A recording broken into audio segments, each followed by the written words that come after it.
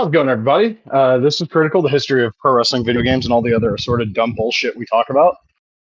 I'm Mongo, joined as always by my co-host Liger Busa. This week we're talking Day of Reckoning 2, All In, Superman, a ton of action figure related stuff. What was and was not revealed at the AEW action figure panel. Some people have a little bit of egg on their face with some proclamations they made about what was going to be shown and what ultimately wasn't. And we got some pretty cool surprises too. But before we get to all that, how are you this week? I'm pretty good. It's been a pretty easy week, and yesterday was very fun. How has it been for you? Okay, I gotta tell the story. So Monday, I love how I just launched right into it. Not even like pretty good. Like, just listen to this shit.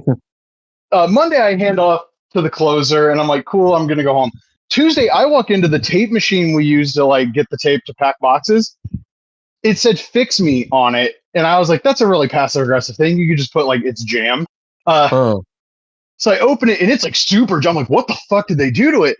And then I notice, wait, the little like the head on the front of the thing is like angled. I can't get the water tray out of it. And also this one piece, I'm like actually able to basically pull it out on one side. You're not supposed to be able to do that. And so I go up to the closer from the previous night. I'm like, what the fuck happened? Closing manager, I should clarify.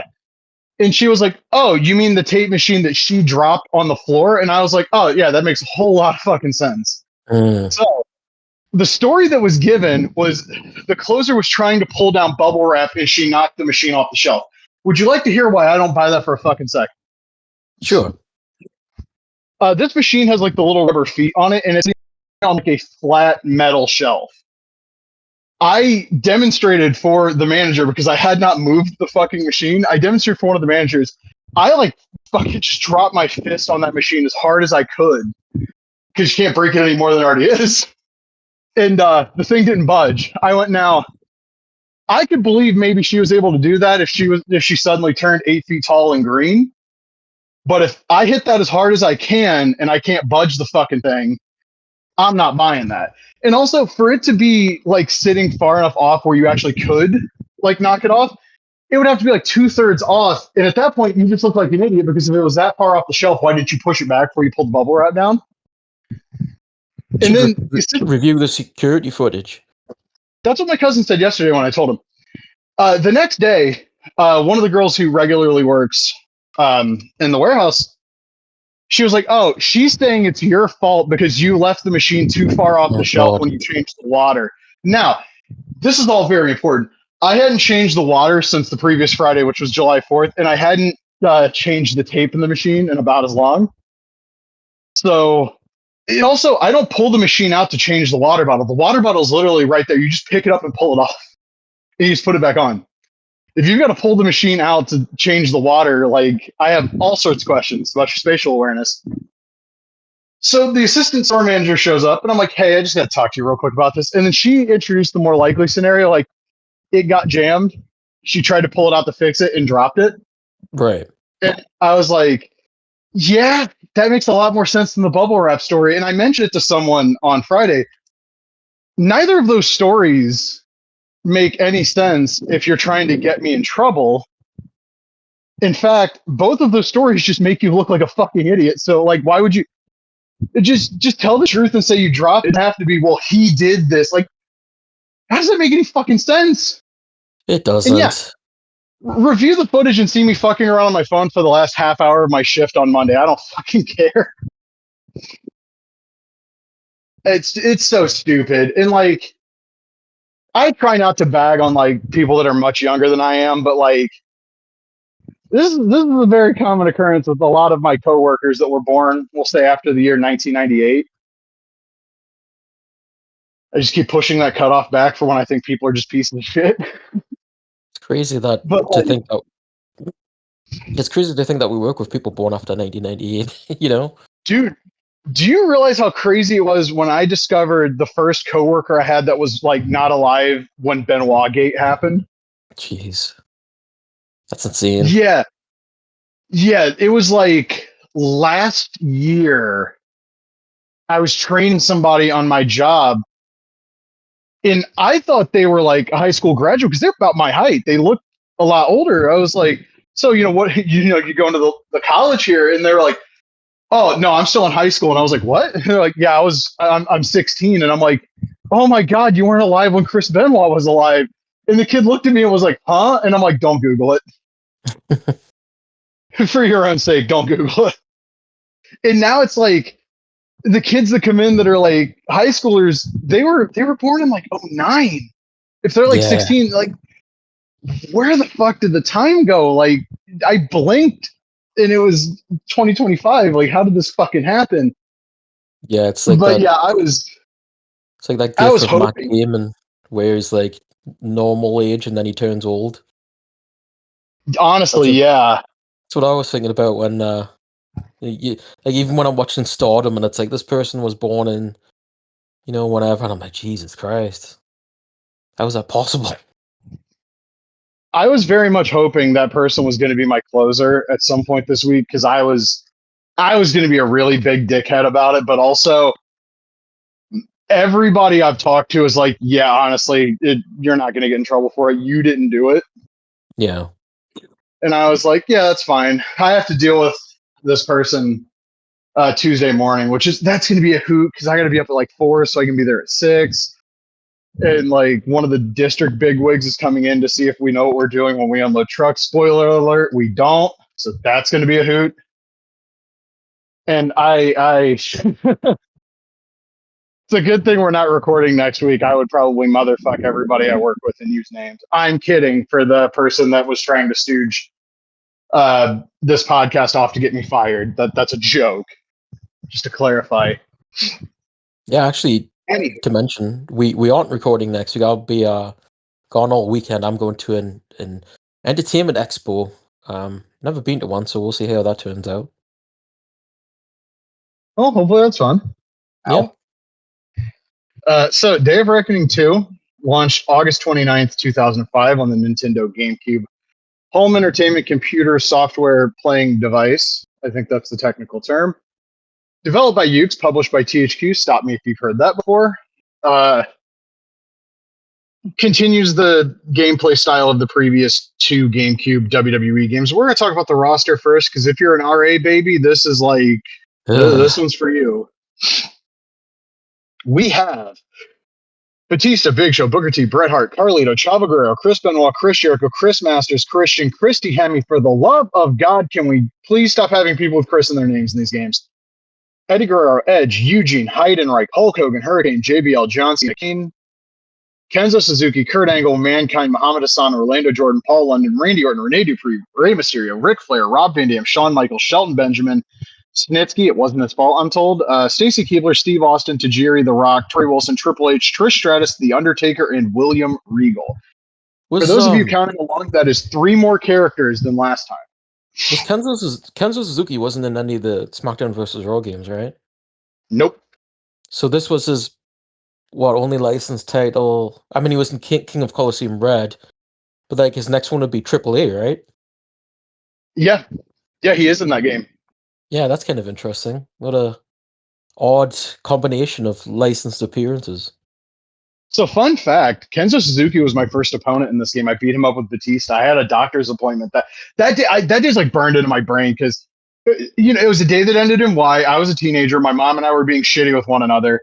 She didn't want to take me to GameStop to get this game that I traded in a bunch of stuff that I didn't want anymore, and I reserved because we didn't have GameStop in my town yet, so I had to go to the one in Lima, which it's no longer there, sadly, or at least it's not in the mall.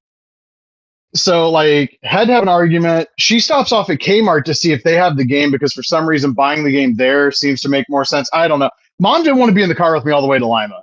And honestly, I don't blame her because 14-year-old me was a little shithead. But we go into the Kmart. They don't have Day of Reckoning, but they do have the best of WCW and ECW figures, which is where Mom buys me the best of WCW Ric Flair, which is an awesome figure. It's basically a Ruthless Aggression remake of the first San Francisco toy makers, Ric Flair. Or the second, because technically the first one's the blue trunks that's like super hard to find. So we get in the car on the way to Lima. We're still arguing because again, it's a day that ends in Y, and I'm a teenager. And we get to Lima. At one point, Mom just turns the radio up really loud so she doesn't have to hear me. Which, fair. Understandable. We get to GameStop, and then they tried to screw me on the Stacy Keibler poster, and I was like, "You don't understand. I need that poster." No, honestly, it really wasn't that big of a deal to me. But the guy behind the counter was like, "Oh man, I'm sorry, I can't find it." He goes back into the store, and I'm looking at my mom, and I'm like, "We could just go." And mom's like, "No, he said you're gonna get the poster. We came up here, we're gonna get the poster." I'm like, "I don't care about the poster. I have the game." What posters did you get with it? So the picture of Stacy on the cover, it's basically just that. Oh, okay. I got the poster, which somebody stole when we moved, which whatever. Hope they enjoyed it. And then for the first time in my life, they had a Rallies in Lima, and I got a chili cheeseburger. It was wonderful. And then, like a year and a half later, the day we were supposed to do like a field trip for homeschooling, and that was the day of like my grandma's estate sale, and mom was in a shit mood, and I was in a shit mood, and I was like, "Listen, we can just go to Toys R Us and then go the fuck home." And mom was like, "Sounds like a plan." We go to this Rallies, and it's cemented shut. Like the fucking windows concreted over, the door concreted over. Like somebody spackled that bitch shut when it closed, and I have no idea why. Huh. And I got home, and I had enough time to play one match before I had to go to a doctor's appointment, where my doctor was like, "You're too heavy," and I'm like, "I go to the gym, leave me alone." That was like a common occurrence actually when I was a teenager. We had a YMCA membership at the end of 06, and I had a checkup in early 07. No, I got sick in early 07. That's what it was. And my doctor got on me about my weight, and I was like, "I can shoulder press X amount of pounds. How about you?" And he just stopped, like dead in his tracks. And then he tried to dispute it, and I was like, "You can call the YMCA. Talk to Roger. Ask Roger." And he didn't call and ask Roger. That guy didn't like me though, because I didn't have the concept of like those are those old weight machines that had like the foot pedal. Right. So like when you're done lifting, you put your foot on the pedal and you just kind of ease it. The first couple of months I worked out there, I just didn't use that pedal. And when I got to like when I got closer to the bottom of the weight stack, I learned, no, you need to use that because it's gonna make a really loud noise. 2, it could fuck up the machine. And 3, if you're doing incline chest presses with more weight than you probably should be doing it with, you don't want the full range of motion back on that. Let the machine fucking handle it. Yeah. But I remember when he just stood and watched me do shoulder presses one day, and he's like, "How old are you?" And I'm like, "I need an adult," because he was a creepy looking motherfucker. Not to make light of any of that, he was a creepy looking old guy. And I told him, and he was like, "That's the most I've ever seen somebody your age do." And I was like, "Cool." And then like, I swear we're gonna talk about Day of Reckoning 2 in a moment, but I remember getting the ECW unreleased DVD where they have or Blu-ray where they have the Steiners and Cactus and Eddie and Malenko and Scorpio match. Mm-hmm. And Dreamer tells a story about going to the gym with Rick Steiner and seeing Rick Steiner shoulder press like X amount of pounds. And Dreamer just going, "Okay, I'm going to leave the gym." And when he said the amount of weight Rick Steiner did, I was like, I did that when I was in high school. Rick Steiner ain't shit. Of course, I would never say that to 1995 Rick Steiner's face because No. that was a terrifying little man. So Day of Reckoning 2, there's one big difference gameplay-wise, and it's the submission system, which ties into the stamina system. And for my money, I like the stamina system more than any other because there's an element of strategy to it. So when you do like one of the button mash submissions, a little menu will pop up, and it has like submit, Taunt. I can't remember what's on the bottom. Taunt, and then so Rest that's like hold. they're on opposite ends, and then it's rest, hold, and drain. You pick an option, and if your opponent picks the correct option, they break the hold immediately. But if they pick the incorrect option, you obviously go into the button mash. But if they pick the option that's on the opposite side from you, the thing will move faster. It's a very easy way to inflict, significant damage on your opponent, especially if you have a higher submission stat. And it adds a weird risk reward to the submissions that we don't really have in any other wrestling game. Because everything else is just like the straight up mini game, but there's like an element of strategy here because drain will obviously drain stamina. Hook on. I was just gonna say, like, I don't necessarily have a problem with it, but also, like, when I put someone in a submission, I just want to put them in a submission. You know, like the idea of like these different things coming up, and the having to press the right one or whatever. I'm just like, just let me mash the buttons to get out of it. I get it. I mean, I'm not like upset with it or anything, but it's just I submission to me is just a submission, right?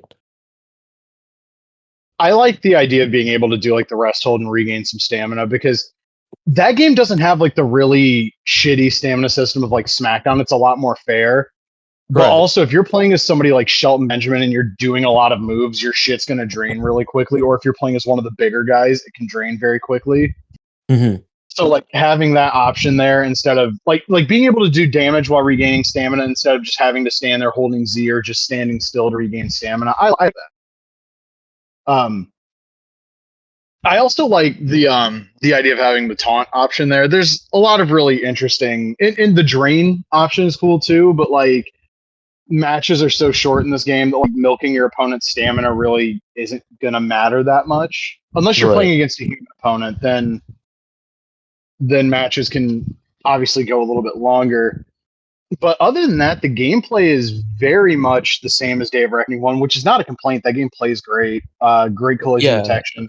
I feel the same way about this game as I did the first one because there isn't really that much different, and I don't know, like these games, they aren't bad. They're just not for me personally. It's like another thing that I noticed that was something that I brought up when we actually reviewed Wrestle Kingdom was like the lack of just sort of like sound, like the crowd sound. You don't really hear them a lot during matches unless they start to like chant for someone later on. But for the most Or you part, get like the the holy sound, chant. yeah, for the most part, it's very quiet. Um, it just kind of makes the game feel sort of lifeless. And I've realized like one of my biggest problems with these games is the roster because this is the time of Yeah. WWE that I really don't care for. And it's like you look at the roster, it's like I don't want to play as Eugene, I don't want to play as Heidenreich, I don't want to play as Snitsky. I see all these names, I'm just like, why would I want to go back to this? As opposed to like you go back to 19 and you've got like It's a Goldberg and much better roster. yeah, and it wasn't even like the best time period for those wrestlers, but the fact that they were in there and they were new was a big deal. But this roster is just like, oh, get me out of here, you know?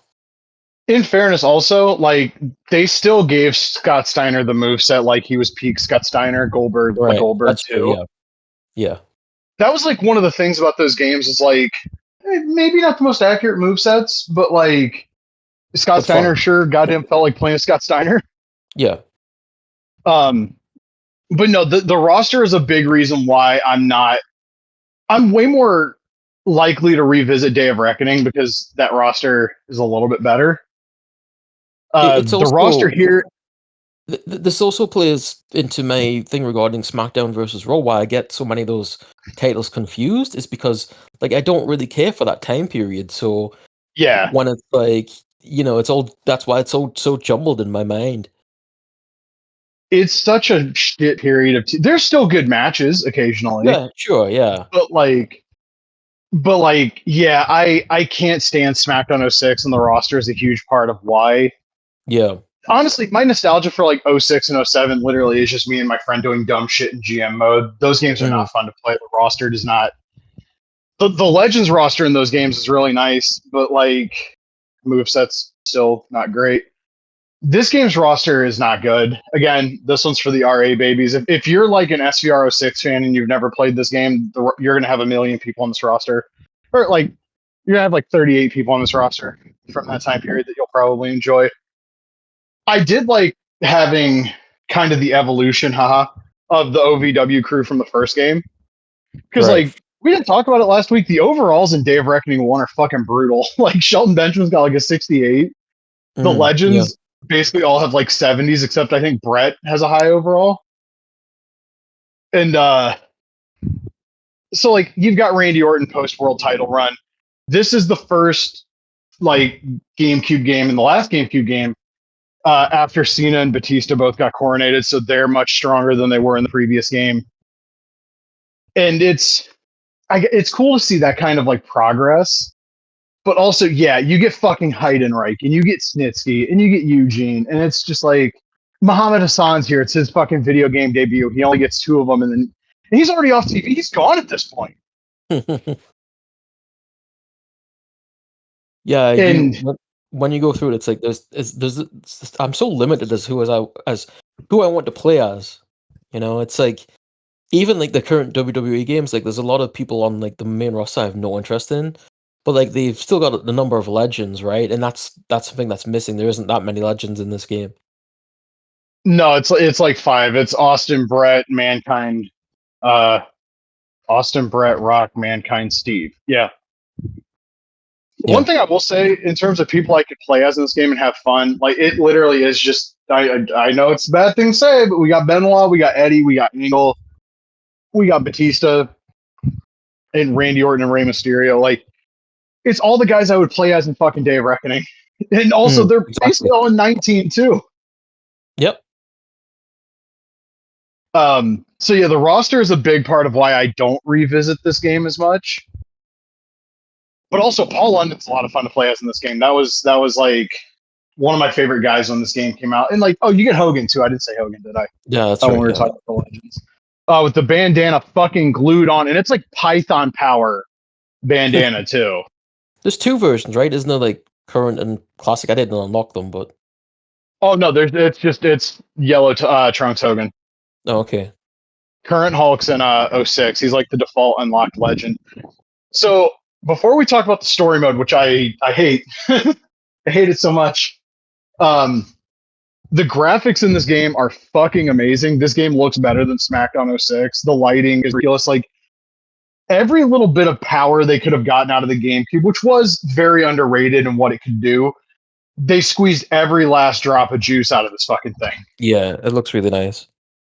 Yeah, it's a beautiful game, and I think honestly, it looks better than a lot of games that have come after it too. It's very All-Star Pro 2-esque in that, or 3-esque in that regard. That like a lot that comes after this does not look nearly as good as this, which also probably explains why Wrestle Kingdom 1 looks so good. Yeah, at least on the 360. The PS2 games do not look that great, but the 360 one, goddamn. Did you get a chance to play the story mode? I did not, because I went to get into it and I had that thing that seemed graphical glitch as the first one, where all the created characters were like this black void. I don't know if there was like something in my... I was playing it through RetroArch. I don't know if there was like something in the settings that I had wrong or something, but I was like, I don't want to touch this. This is creepy. I just ran it on Dolphin. It ran perfectly for me on there. The only thing I really use RetroArch for on my Steam Deck is Super NES and Sega Saturn. Yeah, I was running it through my PC. I mean, it runs through Dolphin through RetroArch, right? Because I think that's the only like game to emulate, I believe. It's the only one that I've ever really given any thought to, if it's not the only one, to be honest. I think it is. So the story mode is basically your character from the first game, which, by the way, this game doesn't allow you to carry over your save data from the previous game. So your character is a former world champion that starts with shit stats. You have a match with Triple H that ends in a disputed finish, so the belt gets vacated. And the whole thing is you're trying to get back to there is no branching pathway here. The end game is Triple H, because I don't know if you've heard, but it's all about the game and how you fucking play it. And I gotta tell you, when you're facing the top guys and you've got shit stats and the tag AI in this game sucks as much doo-doo as it does, this is not fun. Like, at all. Yeah. But everybody is going to remember what I'm talking about when I bring this up. There is a 4-way match against Edge, Kane, and I believe Shawn Michaels. If you are going to tell me you beat this match without almost having a heart attack or almost throwing your controller across the room, almost committing an act of domestic terrorism, almost robbing a Burger King, whatever the fuck, I will not believe you. This is the most frustrating thing ever. Like, Patterson and Briscoe on Expert in the fucking bar is a cakewalk compared to this. Because basically, if you don't know the way to fudge it, by that I mean give your character the spear as a finish and give them, like, just pour all of your attribute points into speed, you're gonna die millions of times in this match. And because it's the fucking escape thing where you gotta like get up the cage and your guy does the fucking deal and you get up. Right. It's a whole fucking thing. The game's collision detection is why the spear works, because if you can get the three fuckers grouped together and just spear them, you can get the fuck out of the cage somewhat easily. My first playthrough did not have this. My second playthrough, I didn't have this. And there's a three-way cage match later on that's similarly frustrating, but not as bad.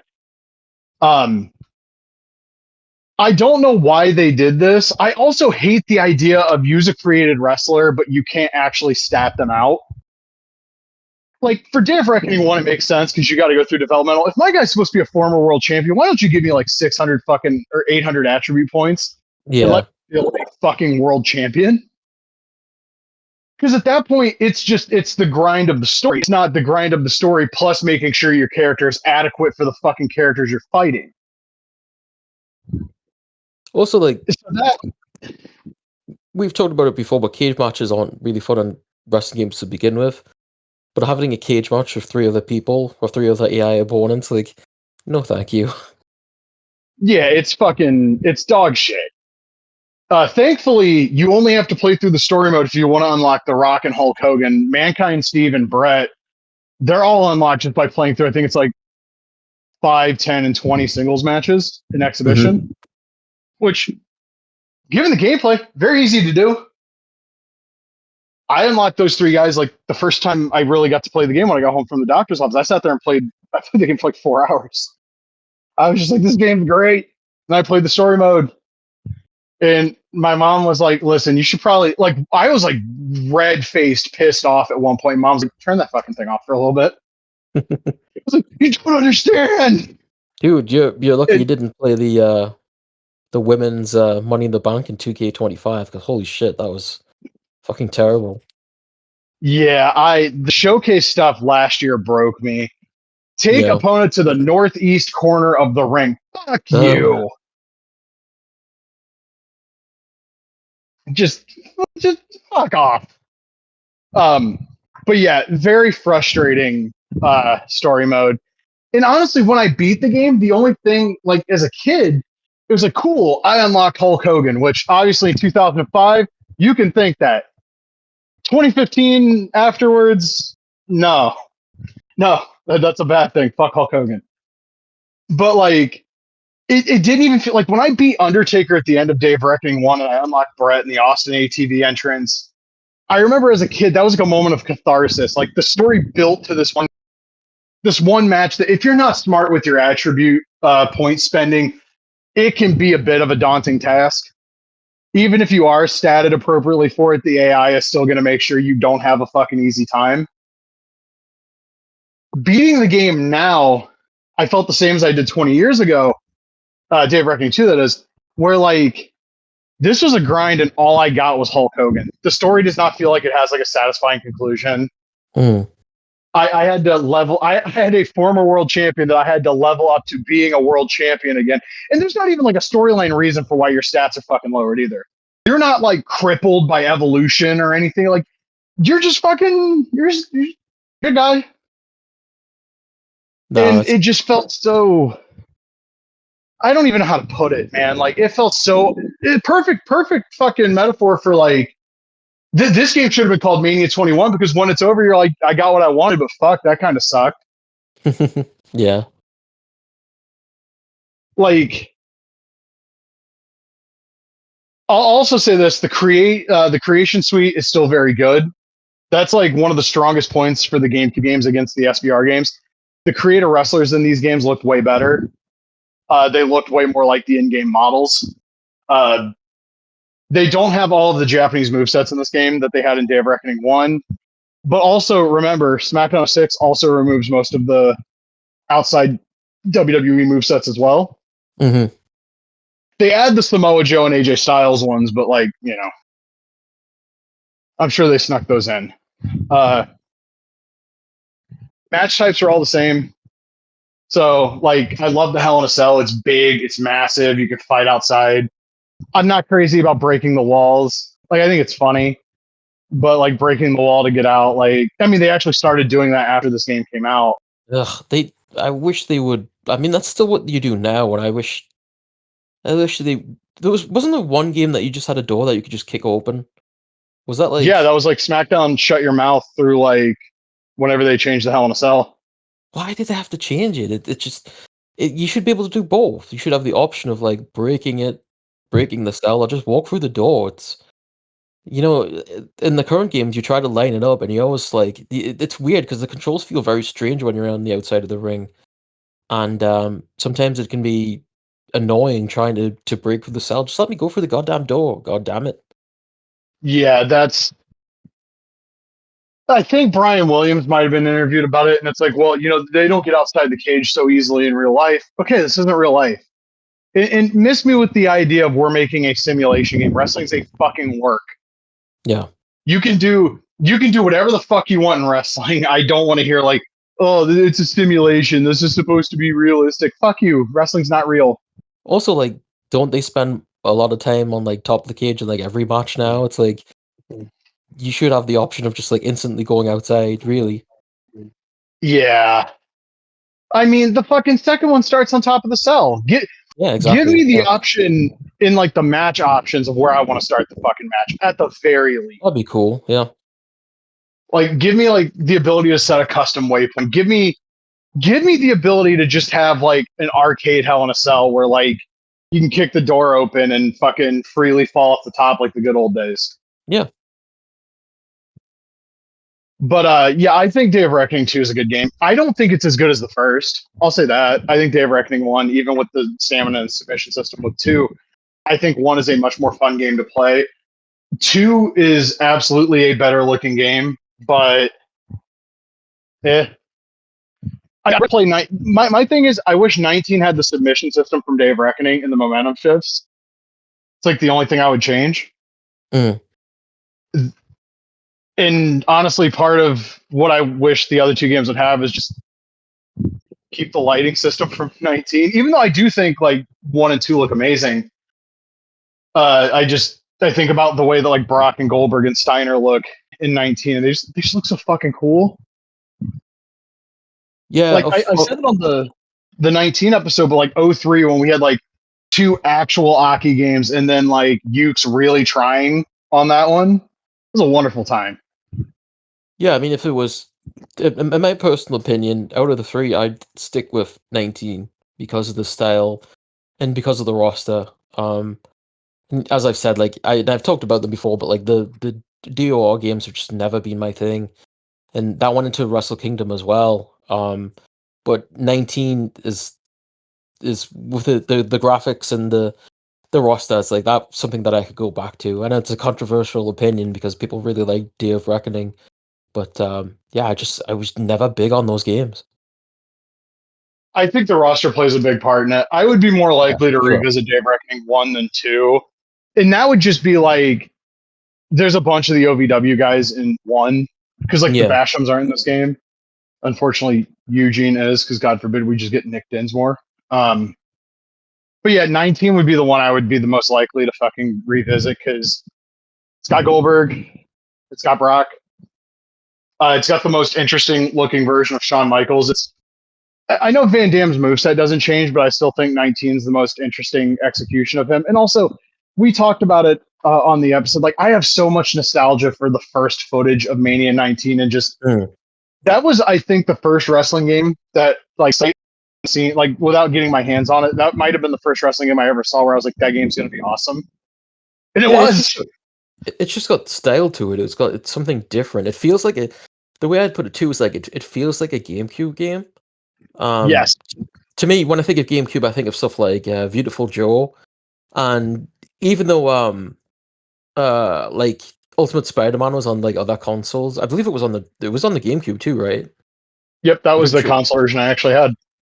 Yeah, so I think it's stuff like that. Like I think it's like cell shaded graphics and stuff like that when I think of GameCube. I like, more cartoony style of like Nintendo first party games.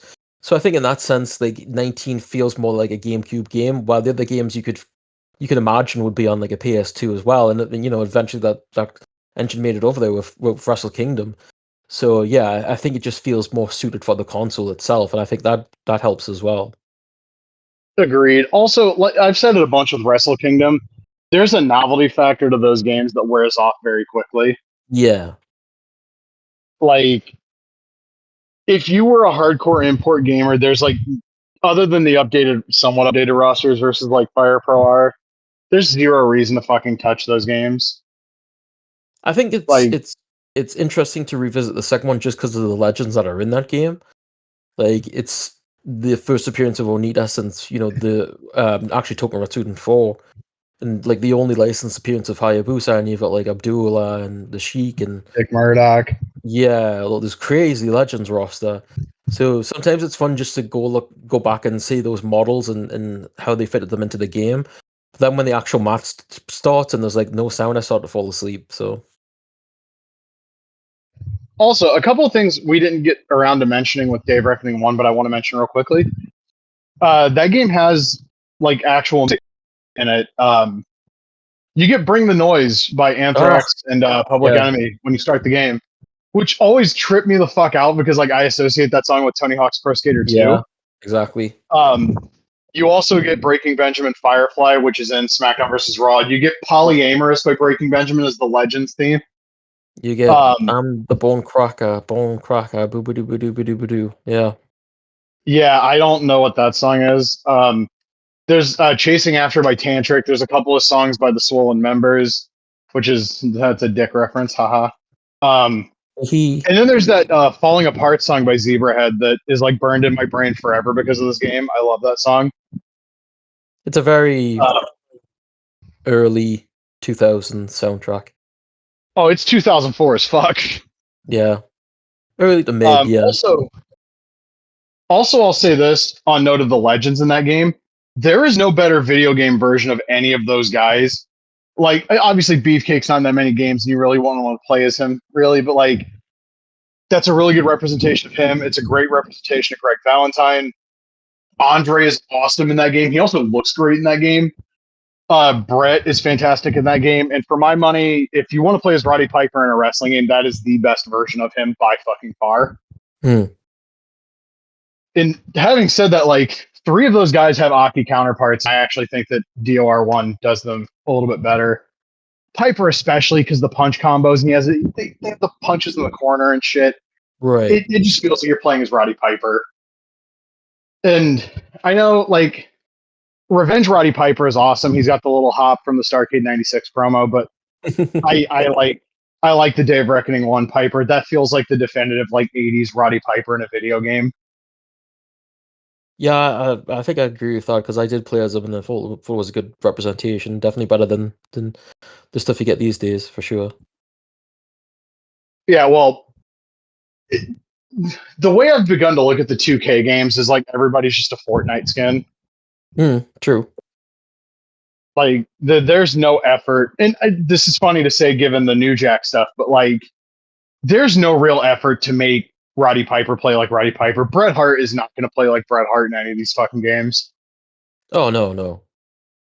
It's ridiculous. But yeah, if you like 05 WWE, and the data is out there to suggest that a lot of people did because Mania 21 did a ridiculous number, and the Jax WWE toy line really turned it around in 05, and like, ratings were not great in 05 for a lot of it, but they started to trend upward. And, obviously the peak of the boom was Mania 23, if you want to call it a boom. And a few years ago, I got really like shitty with someone on Twitter that said like before Benoit Gate, wrestling was starting to boom again. Cause I just always think of 07 as a down period. And then you go and you look at like the numbers and it's like, oh shit, no, we were there. It was happening. And, something else I've been thinking about a lot lately. Has there ever been a boom post like mid 80s where the WWF actually had a fucking good roster? Because that Attitude Era roster, once you get past the guys you actually want to talk about, like, I love the 2000 Royal Rumble. When they pop that graphic up, count how many people on that graphic are actually fucking good. You don't need both hands. Yeah, you don't need all 10 fingers. My big thing for a long time was like, I'm gonna get every show. I'm gonna get Raw, and later on SmackDown, but like heat and shotgun and anything I can, and I'm gonna like burn all this years of WWF and other promotions onto Blu-rays. And got that 99, got a lot of 99, and I was like, holy shit, I don't want to watch any of this shit ever again. Yeah, a lot of it's talked about a lot of the Attitude Era, you know, how popular it was at the time, but when you go back to it, that shit does not hold up at all. Bix said it on Blue Sky. He asked, has there ever been a point where like the matches and even the guys doing WWE house style have been worse than they are now? And my immediate thought was like 99, because I can think of 3, and I'm being generous with 3 good WWF matches from 99. I can't think of a single good angle they did in 99, which is crazy because they were doing like ridiculous fucking numbers the whole year on television and shit. And that kind of did feel like the peak of the boom. Although, like for me personally, not watching a lot of 99, 2000 into Mania 21 really felt like this is it. This is as hot as it's ever going to be. And I mean, I guess 2000 was like one of their best years ever in terms of attendance, because Dave mentioned on Twitter once that Rock was the only guy in wrestling history to headline 100 shows that drew 10,000 or more people in 1 year. Which that's fucking wild. And Steve's gone for most of that year. So that's all Rocky. I haven't gotten into 2000 yet, but like, I know you just talked about the 2000 Royal Rumble, but I feel like you've got a lot of people coming in that are like spotlighted more, that are better than what you would have in like 99 and 98, that would make the product more enjoyable. I mean, you've got like the Hardys, obviously, like Edge and Christian, the Dudleys, Too Cool and Rikishi were entertaining, so they come in, and you know, those guys could go. Yeah, exactly. It's much better than watching goddamn Midian and whoever stink up matches And in the mid-card in 99. I will say that again, I'm not endorsing him at all, but like that group with Benoit comes in fucking January. Yeah, exactly. All of a sudden, the match quality in that company goes way, way up. Because it's like, oh, we have guys that can work. Let's actually have matches that go fucking longer than 2 minutes now. Yeah, I'm kind of looking forward to 2000 a little bit. I mean, I don't know what I'll get to it because I don't want to touch 99, but yeah, that just feels like it's going to be just do what I did. Just fucking completely leave 99 in the dust and start with the fucking Raw after. Yeah, I might just do that. Yeah. I will say this: Rumble to Mania 2000 is genuinely like a really strong run of television. After like in the Backlash, you get like the fucking incredible show with Rocky winning at the end. That show is the real WrestleMania 2000, because that felt like Mania. That show really, really did. And then like after Backlash up until around full, like the TV gets really, really shitty. People don't like to talk about this, but like they could do no wrong because they were as hot as it gets. But like that TV starts to suck, and then Fully Loaded happens, and that's a good show. SummerSlam's a good show. Unforgiven's really not. No Mercy is brutal. And this is a thing that people don't talk about. The WWF product starts to suck towards the end of 2000, such that I could make the argument WCW is a more enjoyable product to watch. And I could especially make that argument for the first 3 months of 2001. Yeah. It's like we all love Mania 17. We all remember how big that event felt. And like, oh, the shit's over and we don't realize how bad it's going to get. I love the 01 Rumble. But like WWF TV in the first 3 months of 01 is brutal. WCW really at the end, bad. I mean, they were doing a lot of cool stuff. You had obviously like the running like the Magnificent Seven and stuff, and there's a lot of older names, but like there's also like a attempt to sort of revitalize the roster, like refresh.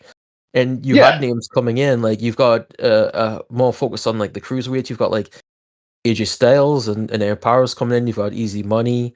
And Cash comes in. Yeah, Shane Helms was like really doing, really developing at the end there. I remember Alex Wright was like really good at that point too. So it felt like, there's like a rebuilding process, but obviously we saw what happened. I think for me, the turning point, like at the time and also on rewatch, Fall Brawl 2000 is where it all turns around, because you get a show that just based on the previous 8.5, 9 months of WCW should not have been any fucking good. And you get like that classic Goldberg and Steiner match, the great Jarrett and Mike Awesome match. Booker and Kevin Nash in the cage is really good. Paul Orndorff somehow fucking almost paralyzes himself doing a pile driver, which I to this day fucking. Mark Jindrak and I had an exchange about that on Facebook like 14 years ago, which was hilarious. Because he said something about Orndorff, and I was like, and it was on like a Jack Evans post, and I was like, oh, is that where he fucking he almost paralyzed himself going too hard? And Jindrak just like immediately replies that you gotta clarify what the fuck you're talking about. I'm like, oh, Fall Brawl, you did the pile driver. And Jindrak's like, yeah, he shouldn't have been in the ring with us. And I was like, man, you probably wouldn't have said that shit to Paul Orndorff's face in 2000. And even if you did, you probably wouldn't have liked the outcome. Because even with the fucking little atrophied arm, I wouldn't have fucked with him. Yeah, no shot in hell. That's another thing too, is like the Natural Born Thrillers, and you had huge Jim Mike Yang Sanders. What's that? I was a huge Mike Sanders fan. That guy was awesome. I liked him at the end of WCW, then I hated him in TNA. I was actually just watching the video the other day of where I think it was maybe like Jindrak and O'Hare or Palumbo. They like double hip toss Kiwi over the top rope, and Sanders catches him with a power slam inside the ring, which is fucking nuts. Yeah. Yeah, but like the movement of those new guys, and they weren't the most polished guys, but at least they were trying something at the end. And they were getting there too. Also, there was just like it just seemed like a bit of a change in production. Like they stopped using that shitty Star Trek logo and had like just WCW letters in red, like for the magazine and stuff. So they were trying to change things up, but I'm gonna make myself sad just thinking about it. Mayhem 2. Anyway, moving on. We can talk the figure news. There's like quite a bit of it. And now I'm trying to remember what was last week and what was this week. So was Pinnacle Collection bad news this week? Yes. Okay. So Zombie Sailor, I have no idea why, but this week he revealed Pinnacle Collection Series 2, Bad News Allen. This looks amazing. 3 head sculpts, basically the 3 facial expressions you'd expect Bad News to have. We don't know like what extra hands he's going to come with. Obviously, he's going to, because the other figures that have been revealed and pre-ordered so far have them. Body-wise, looks great. There's no like giraffe neck kind of thing going on like with the retro, and he's got the white trim on his boots, which I said it to you. It's very weird for both of us. That's like the default, but he doesn't actually have them that long. Yeah, in the WWF.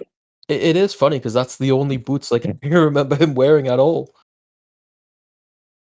Yeah, like someone, I think it was the Majors. They were like, yeah, he had the straight up black boots for more of his run, and I'm like, yeah, but everything. But my memory is he has the fucking like the white trim, and it's not that big of a deal. But it's nice that it's finally on one fucking figure.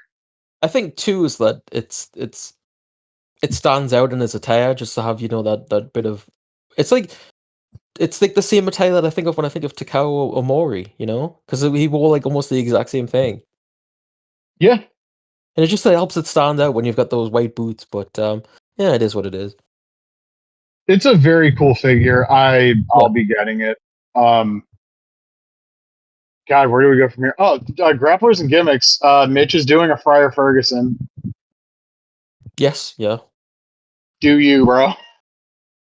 Yeah, but I don't know. He's doing a second Ahmed Johnson as well, which I think looks quite a bit better than the first one. The only thing I worry about is the skin tone, because we've seen on the Regium figure that it's like the old one as well, and I don't think that's quite correct. It's not accurate. Yeah. It's the gorilla press pose, which I've seen people calling that the body slam pose too, but the mechanism was like both hands over the head. That's not a body slam, that's a military press. Yeah. I think this is cool. I'm probably not buying it, honestly. I just whatever. We had a lot of news weirdly coming out of StarCast and the first thing that we got was somebody leaking the cases of the Okada figure, and I'm going to tie this into the Mercedes figure in a minute when we talk about Unmatched 12, but still got white gear with the Continental belt and a white soft goods jacket. This dog walks the Super 7 figure. This is so much better. He doesn't have like that the reddish like skin tone the Super 7 figures had for Series 1 for some reason. Like this is great. Yeah, I saw there was a video of them presenting it to him as well, and yeah, it looks really good. Also, the Legacy of Sting box set went up for $100 on Jazzwares Vault. I was really interested in getting that because was that middle Sting, you know, the one without the shirt and the jacket, was that part of the original? Pick. Yeah, was that in the original WCW Sting set, the Legacy one? No.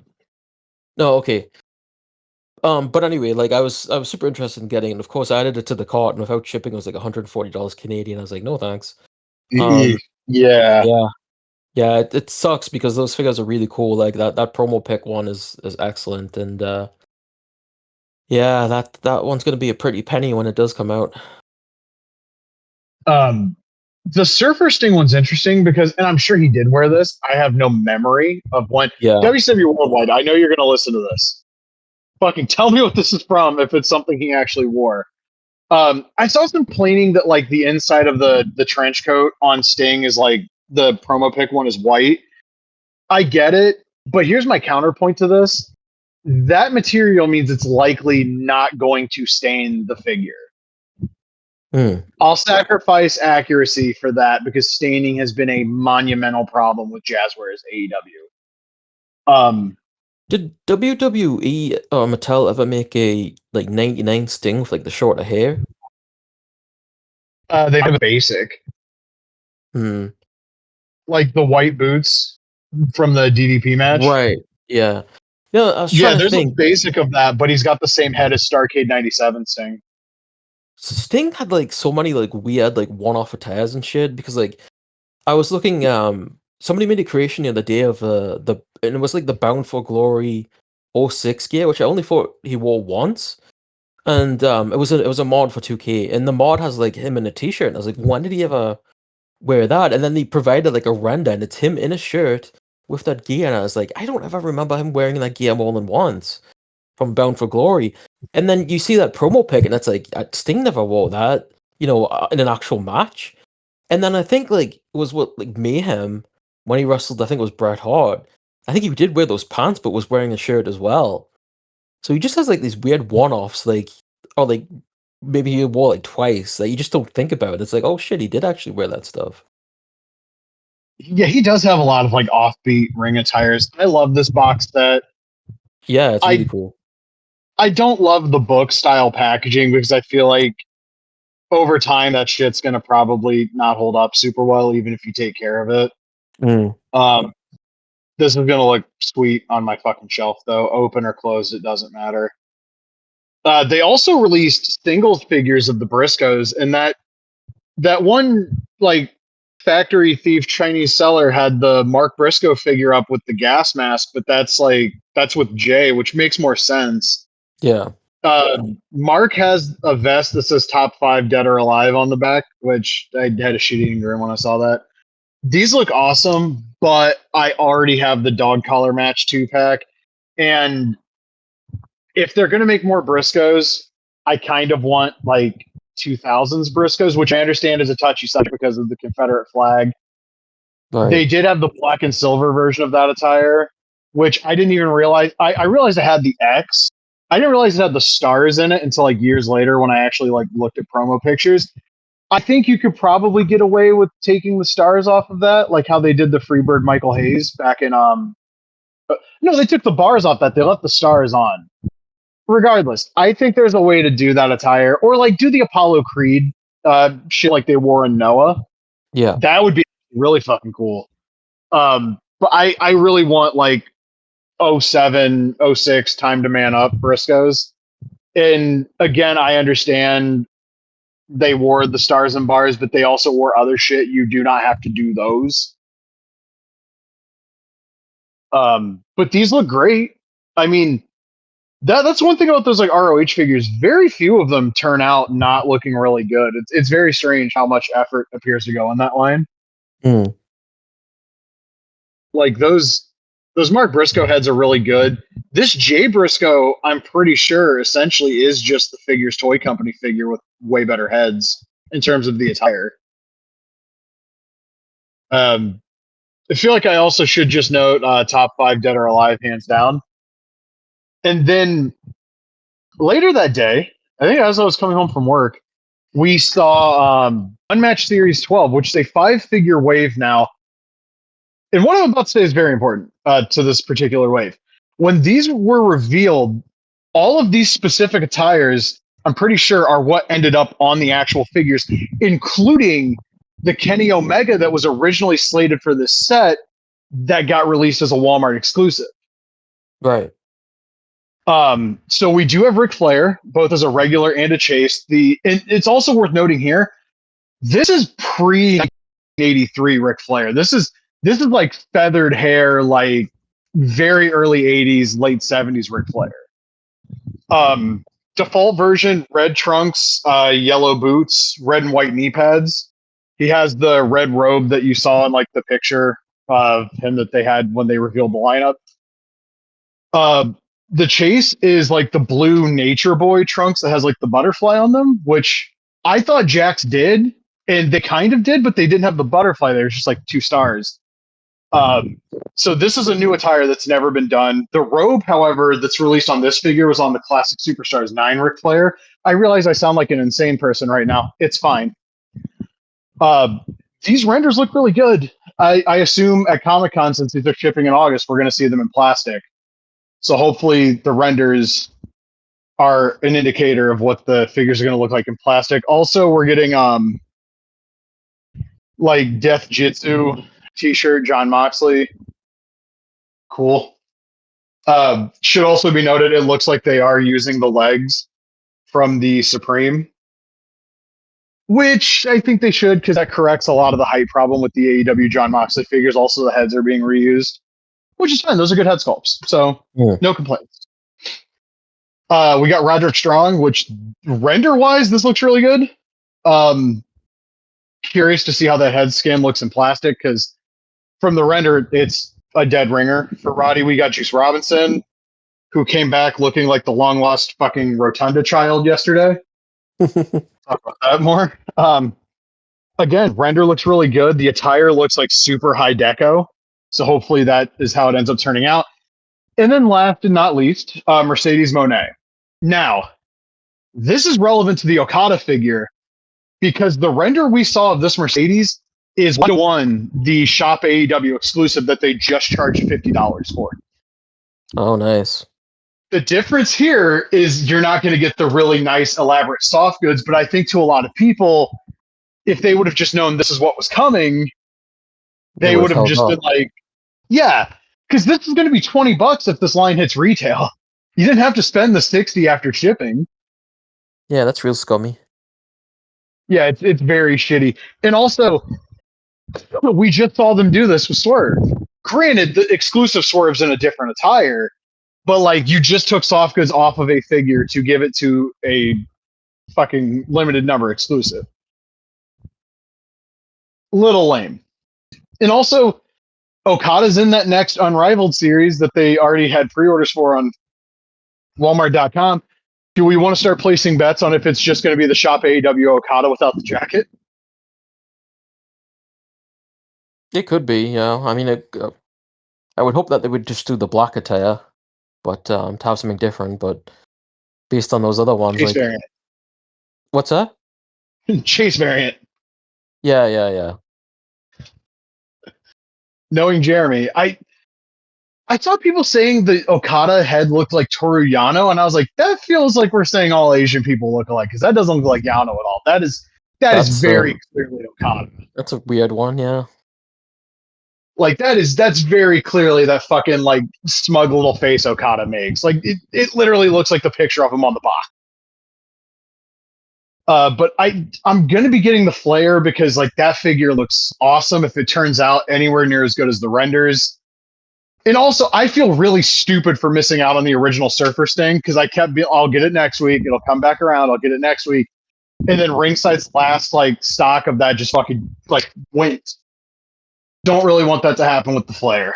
But in regards to people having egg on their face as it regards to the panel, no clue what Kyle Peterson was referring to with an announcement that would be really exciting for someone like him. There was no Legends line announcement. There was no announcement of any future Supremes. I don't believe they mentioned anything about the major exclusives. We know they've got Mark Sterling coming, but I guess on the major podcast, we got to talk about them in Paracon again, too. On the major podcast, they said, like, they can basically do anybody as an exclusive for major. It just depends on how well Mark Sterling sells. Yeah, they have a big rubber guy's Tony Storm. Yeah, I was going to get to that in a moment. But that's Shop AEW. Like, using Mark Sterling as your baseline for, like, I mean, if you do a Supreme Okada exclusive, that thing's going to fucking sell. Yeah. But you're right. They did reveal big rubber guys. Tony Storm is one of 4 figures. The pre-orders go up. Is it July 23rd? I'm not sure. Shop AEW exclusive.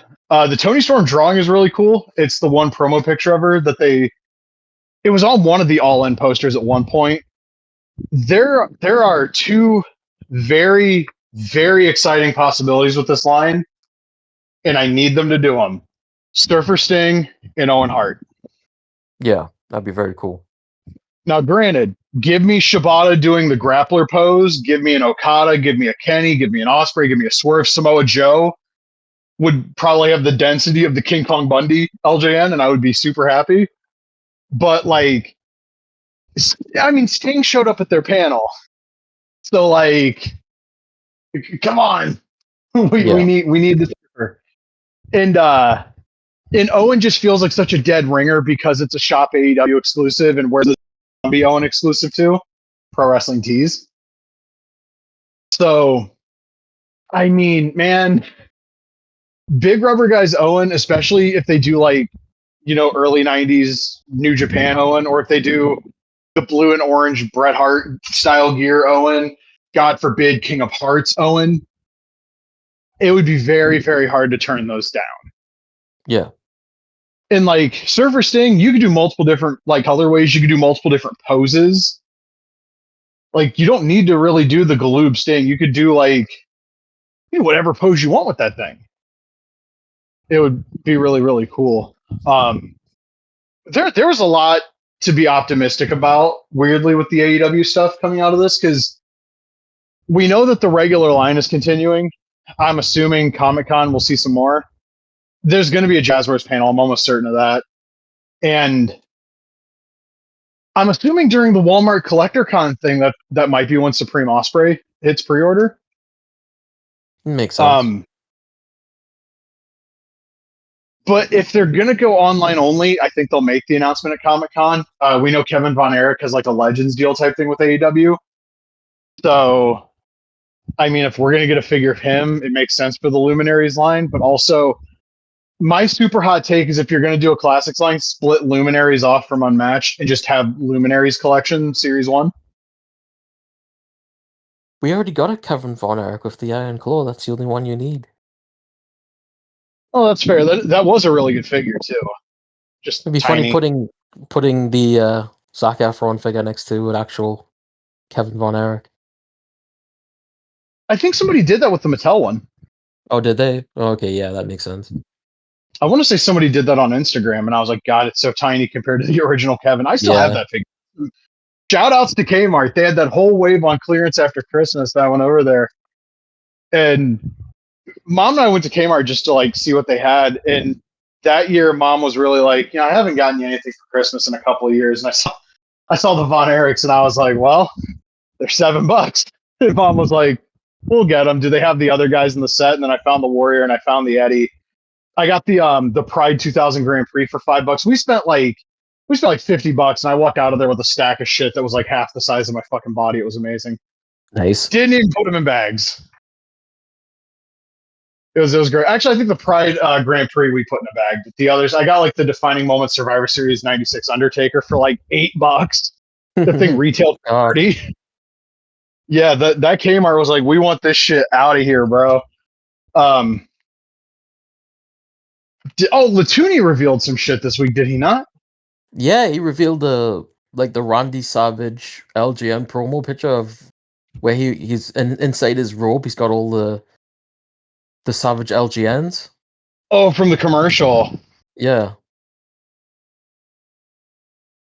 I don't Yeah, know how he's doing that. that guy is like just doing this shit for the love of the game, man. I respect it. I don't know how like the figures inside the robe are gonna work. Like I don't know. I didn't really take a good look at it, so I don't know how like he plans on doing those. Like, what are they gonna be? Are they gonna be like actual minifigures that you can just pull out, or are they just gonna be like plastic? Or what? I have no idea. It looks like the robe is not soft goods, so Hmm. probably all molded. Yeah. But that's a ton of like weird little deco hits to try to do on that. I don't know, man. That one's a little too crazy, but I respect it. No, it's not crazy enough. He's gonna come up with something else. I need him to do LJN style homeless Inoki. Yeah, would that surprise you if he did at this point? No, No, I would he's be all about it. gonna do everything. Um, that might be it for figure news, right? Um, I believe so. I can't think of anything else off the top of my head. All right. Well, video game news wise, we do have the Retromania wrestling news that they have the Macho Man, and he looks Yep, great. Seeing that all was the stuff I have for that DLC, I feel really bad for how hard I buried that game in our review. But also, that DLC is going to do a lot to add replay value to that game because, like, you're getting Demolition, you're getting Magnum, you're getting the Rock and Rolls, you're getting Savage. They're adding in character customization. I know you were really hyped to see DX LOD. ugh. Why wouldn't you just make reference to Power Warrior? Like, I mean, that's what he wore. Yeah, I don't fucking know. Um, but Savage, so they did the thing where he has like the hot shot in the corner, and I was like, oh, so they're not going to have the running like throat drop on the ropes. Literal next clip, he does it, and I was like, Yeah, this is the best Randy Savage moveset we've ever seen in a video game. He's got everything, yeah, it's really cool. That was the big announcement that Mike Show teased. which Um, makes sense actually because he's a yeah, big like Retromania guy. I actually when that announcement was teased, I was talking with someone and trying to figure out what it was, and I was like, well, I don't. It doesn't sound like it's going to be anything, WWE related. AEW, I didn't really think so. Ultra Pro No, it was a chance, but then I thought about it, I was like, yeah, this makes sense because I remember that there was a DLC member that they hadn't announced yet, so I was like, yeah, that's what it likely is. So yeah, I mean it's really cool. Like they've done a really good job of Savage. It does add I'm buying that replayability, but DLC. yeah, I'll buy it too. It does add replayability, but like I don't know how much actually because like the matches on that game are still really short, and it's like even with the DLC, you don't have a lot of options to go through still. Like, sure you can change the attire and stuff, but um, there's still not a lot of gameplay options itself. So I don't know. It's another thing I would have liked to see in that game was like customizable rings because I would like Yeah. to have something that looks more like a WrestleFest ring as opposed to like NWA and all that stuff. When you've got like Savage and you've got Demolition and stuff like that. Um, but yeah, I Or mean like it's the really Hasbro style ring without the major pod logo. That would have been a really neat exactly little. yeah. But it's really cool that they got Savage. It's It'll add a few hours for me at least, because like that's a fun little like roster edition, like the whole DLC pack. yeah. Um, and it's still cool that we're getting Savage in places outside of WWE with its Yeah, WrestleQuest or like all these figures from different groups. It's awesome. yeah. Shout outs to CMG brands for Yeah. real. They're doing God. I need Savage in the AEW line. Oh, that would be crazy. That would be a monumental fuck you to the WWE, and I Knowing need it. knowing Jazzwares, it would be like early Memphis Savage or something weird that you wouldn't think of. Dude, Blue Trunks Memphis Savage from the Lawler cage match, I'd lose my goddamn mind for that. They do like a rip off of like Bonesaw or something. Fucker, I'd be all about that too. And also, like, they like to play fast and loose with, like, well, actually, this is the New Japan attire. Savage Yeah. wore shit in New Japan that he also wore in WCW. So, Or be like when he was on the Spider-Man red carpet. I think he wore like a red hat and red outfit. looking like a jacked up version of the Sinister Minister. Yeah. Guys, is there any other wrestling? Like, is the New Jack pack out for 2K yet? So I can talk about how much it doesn't look like New Jack? Because I'll look that video up right now if it is. No, it's not out yet. I am looking forward to I don't think that we talked about it, but when he and when you in like singles no DQ matches, he comes out with a garbage can and he throws it in the ring, and there's all sorts of different weapons that you can choose from, and his theme's going to play throughout the whole match. Yeah, we Which talked about that last week because I did mentioned we? they Okay, probably aren't going okay. to have like the actual theme for him. I don't. And There's a chance, but yeah, I don't think it either. I think it's probably that in it's the a get-go T-rated thing. game. Yeah. Well, they could censor it, right? I think you'd get more backlash having a censored version of Natural Born Killers than if you just used the In the Ghetto WWE Network dub, honestly. I think people would be happy to have it either way, but obviously they would want the uncensored version. But got to do what you got to do. But It either feels way, like like you're damned if you don't. yeah, exactly. Actually, something that's kind of annoying is that so for PC you can use a program called Sound Editor, and you can replace existing themes with new ones. Like Ricky Steamboat has got a rip off theme, and you can put in his actual WCW or WWF theme. But the latest update broke that, where if you've replaced any of the default themes and any of the other custom music that you've added won't work. So there's like they've been somebody for tribute, they made like a custom music pack, and through that you can add like hundreds of themes, right? But then you've also got the regular pack files, which are the themes that are already in the game. So now if you replace the themes that are already in the game, none of the other custom music will work. So that means if they don't fix this, or if nobody has a fix for this, that means when New Jack comes out, you won't be able to replace this theme song with Natural Born Killers if you want to use any other custom music. Mm, Which is a real pain in the ass. Their last update apparently like took tattoos off everybody, off all the creations. I heard Um, about that. Doesn't that happen like once a year with these games? it feels like now it happens like every update they break something. It's insane, and I feel bad for all the creators that are like, I spent like hours putting this together, and now they're like, you have to restart from the beginning, and it's like, how do you do that? How do you break it so bad when you're trying to just update the game? I don't know. Also, I wanted to note this when we were talking about the Sting box set. Apparently, part of the reason they actually did the Surfer Sting stuff last year with the AEW line and why we're getting this box set now, it's a weird. The way it was described to me was it was a dry run to see if they could get away with it, in the sense of like, what would WWE try to argue? Because apparently they wanted to do Surfer Sting and Fight Forever, and some people got cold feet. Now that these figures are out and they're selling, and there's not been any legal pushback, I was told there's a high degree of likelihood we get Surfer and Old Man Sting in the next AEW game. But also, again, Mike Straw hit the nail on the head with what I'd been told, that there's not going to be an announcement until basically they have shit showing him. It's not going to be a 3-year marketing push this time. It's going to be like 6 months. Yeah. But apparently we might want to expect to see Surfer Sting. Because part of the reason they're doing the nostalgia deals is so they can monetize the guys that they work with. I was told that includes figures in video games. So, I mean, Ricky Morton was telling people years ago he was getting an AEW figure and he was going to be in the game.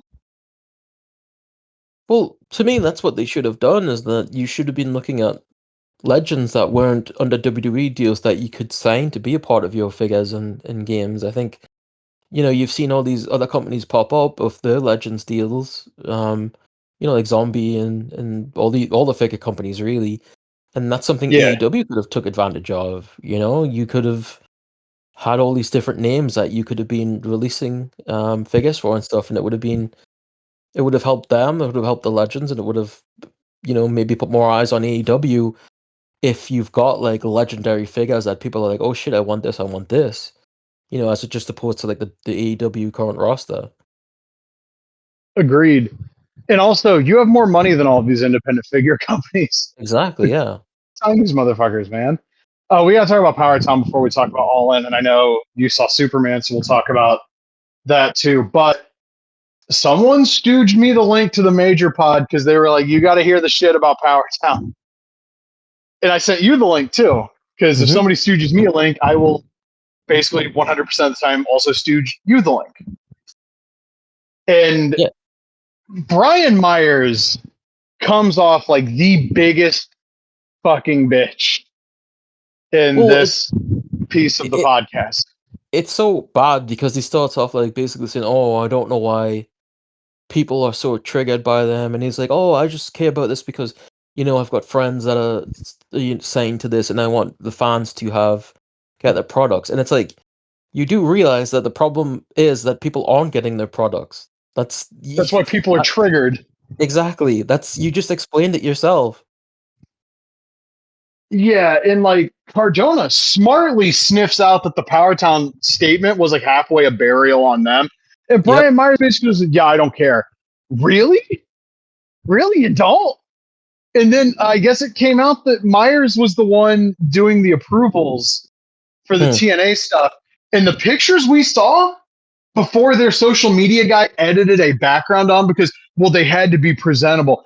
I would have rather seen the background because that would have went a lot of fucking way to explain why these figures look the way they did in terms of like the photography and like the angle of the picture and the lighting. Doing that sabotage the figures even more. So if I, in this case, if I was Powhatan, I'd be pissed because why are you doing this shit?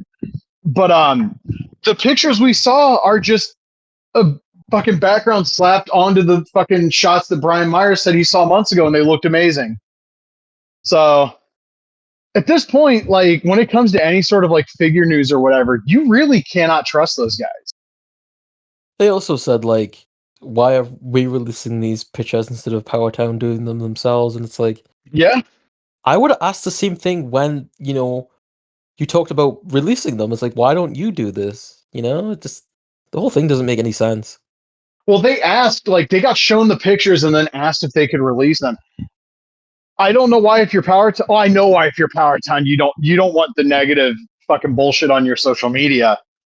But like, Cardona was right. They should have fucking if they thought the majors didn't communicate correctly, release the shit yourself, which we said last week. Yeah. And Myers, like, oh, I know I'm coming off like a total Powertown homer, but like these are all people I'm really close with in wrestling. You guys bang on everybody else for having shit customer service. Why is this the one that you're willing to fucking your friends are being made by like every one of these independent figure lines. Why are you not willing to let off the gas here? Cardona's the one that will actually get close to saying the shit that needs to be said, but he still pulls back. Yeah, and Myers has obviously got quite the connection. I mean, he's in TNA, and I think wasn't he responsible for like helping get that deal together? Yes. So he's not really being. I don't think he's being very truthful. I don't think he's on like the Powertown payroll or something. But when he's personally involved. He put the deal together, so he's got. Even if it's not like financially, you've got some sort of stake in this. So right. You're not really viewing it, with anyone's perspective that's outside of the project. I mean, you were deeply involved with it, so. I guess 3 POA ripped into them. Those guys are like, and it's funny that I'm gonna say this. But those guys are really smug and obnoxious, and it's very hard for me to listen to them sometimes. I just hate their But memes on their Facebook page. I just remember that podcast started out as a Cella Toys podcast, and like when you're Yeah. affiliated with Cella, you've got zero right to shit on anybody else.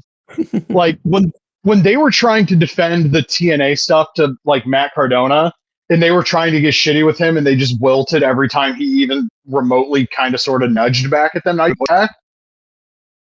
Like that was like where I didn't want to listen to the podcast anymore because like, oh, you guys really don't really have any fucking balls at all, do you? Mm. But like when you're that involved with Cella and you're like, oh well, Zombie, well, okay, let's talk about Uncensored Dynamite Kid and Sabu. Let's talk about Wrestling Megastar Series 2. Let's talk about how they tried to fuck figure collections over on the BCW figures.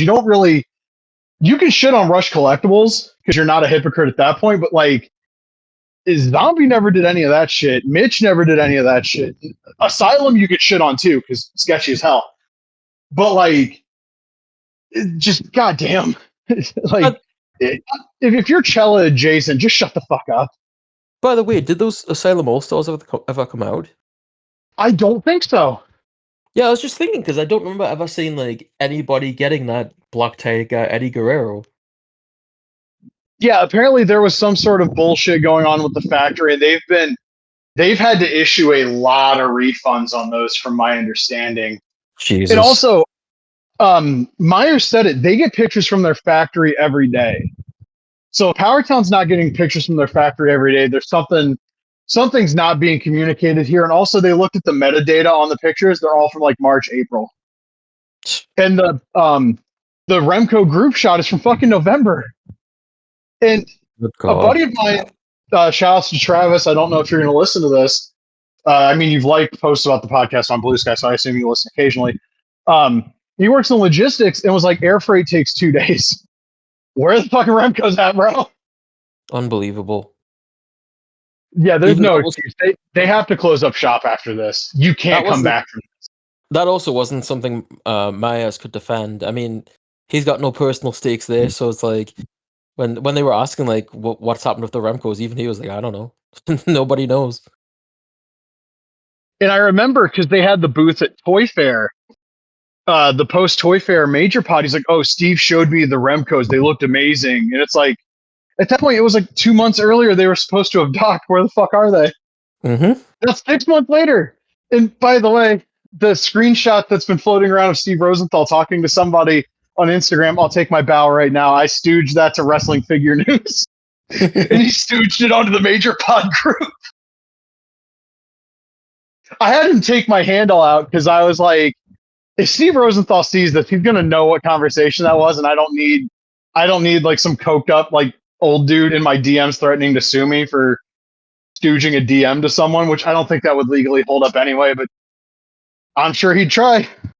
But maybe calling him coked up would be the bigger legal ramifications. I don't know.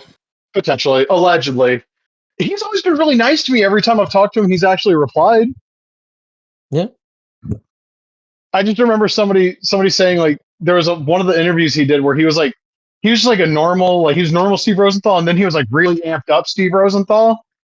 And there was like a little conspiracy there because people really love doing that about motherfuckers on podcasts because for some reason people do that with like SRS. And like I don't think Sean Ross Sapp has enough dog in him for that. No, it's because he did a live stream where he like wiped his nose off camera and somebody like caught it and like always doing coke. It's like fuck you. Didn't he have like COVID or something at the time? I vaguely remember that. I don't think like, so. I just think he had from like COVID? I just think he had like a cold or something and he just like slightly moved off screen and then he like rubbed his nose when he came back and it's like people are just fucking stupid. What can you say? As opposed to the Rene Dupree podcast where he clearly did coke. What was it? Who was it? On Triple Mania was like a line of coke on the desk. It looked like. Fuck, I don't know. Was it Hugo Savinovich? I'd believe it. Yeah, I was trying to think it might have been Hugo. I don't know what it was actually, but it certainly looked like that. And people were like, "Wait a minute." God damn. I think that's all the figure stuff for this week. Right? Yes. Yeah. Okay. You've not seen All In yet, have you? No, not yet. I've only seen clips. Well, I watched the show. I was in a Discord call with my buddies. We started that shit at 12:30 because we always pregame the pre-show, and that call ended at like 9:04. Oh, nice.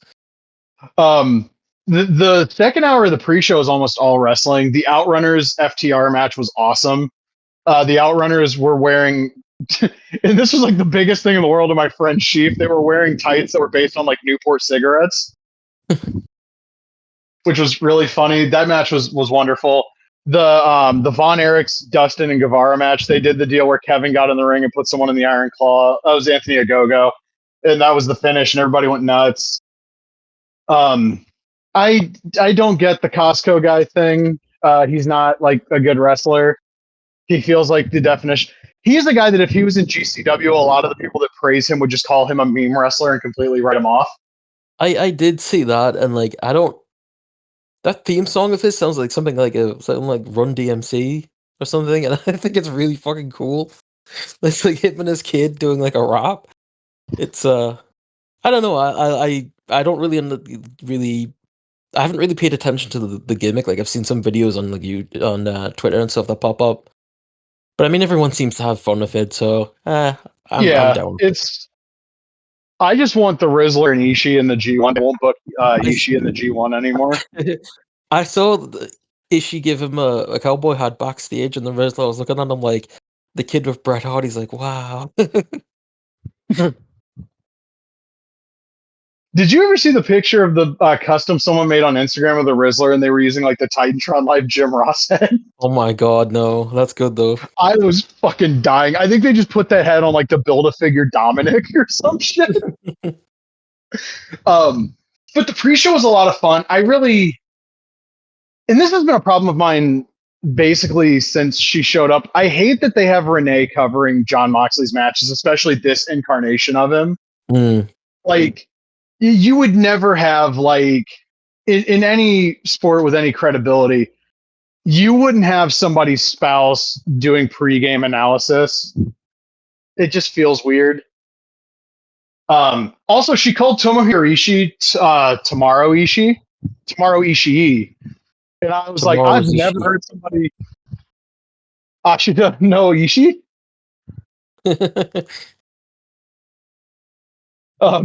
I've never heard somebody say his first name like that, and I was like, "Damn, bro, that's a new one unlocked."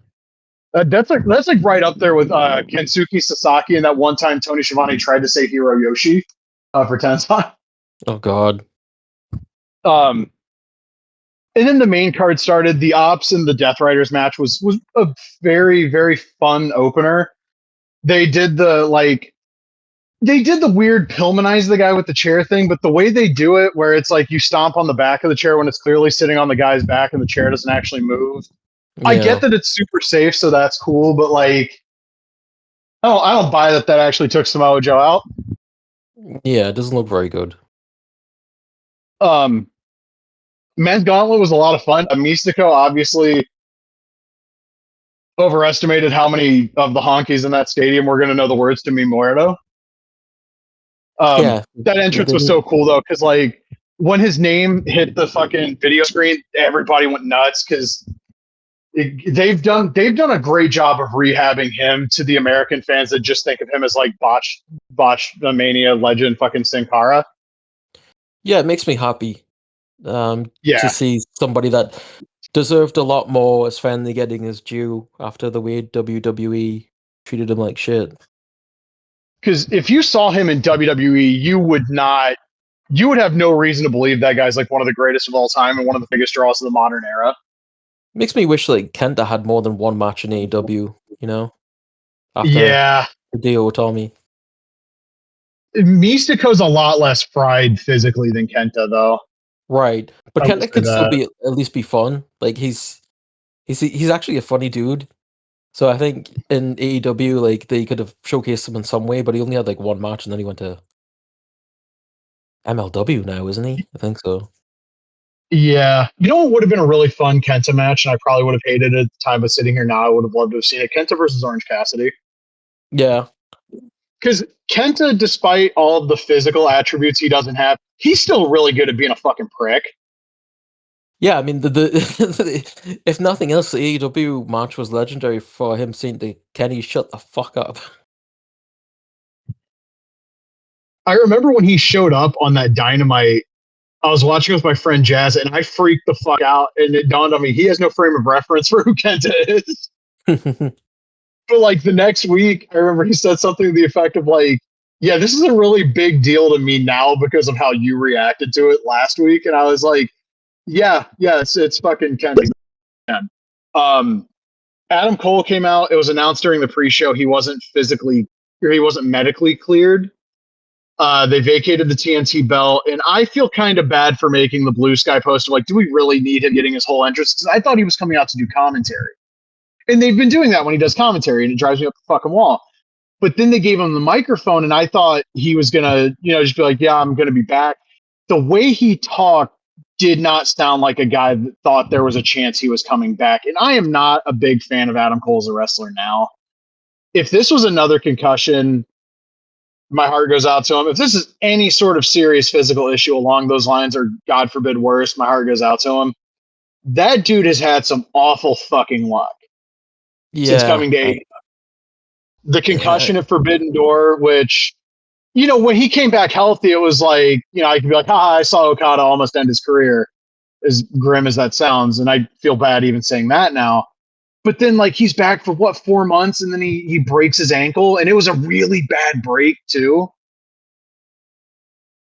Yeah, he's had no luck. It's actually really, really sad.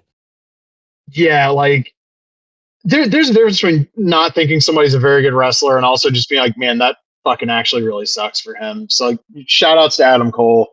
By all accounts, too, like, he's actually, like, a really, really, really nice guy. Yeah, he's a sweetheart, by all accounts. Yeah. And this is the part where if I wanted to make a joke, I would say so was Big John Studd, and, well, look at his matches. But, like, no, Adam Cole's had good matches. Like, I was a huge Adam Cole fan, like 2011, 2012, 2013. I loved the Future. I literally have the Future Shock 2-pack the Jazzwares did sitting like 5 feet from me. I remember buying Battle of Los Angeles 2012 because of all the shit in the tournament, I was specifically really excited to see his stuff. Because they let him be a heel singles wrestler way before ROH did. Because in ROH, he was like white meat babyface TV champion. And I really loved him in that role too, because I don't know what happened when he went to NXT, but you go back and watch his stuff, he laid stuff in. And also, like, I know people like to dunk on him for, like, not going to the gym. I've done it too. But he looked better back then too.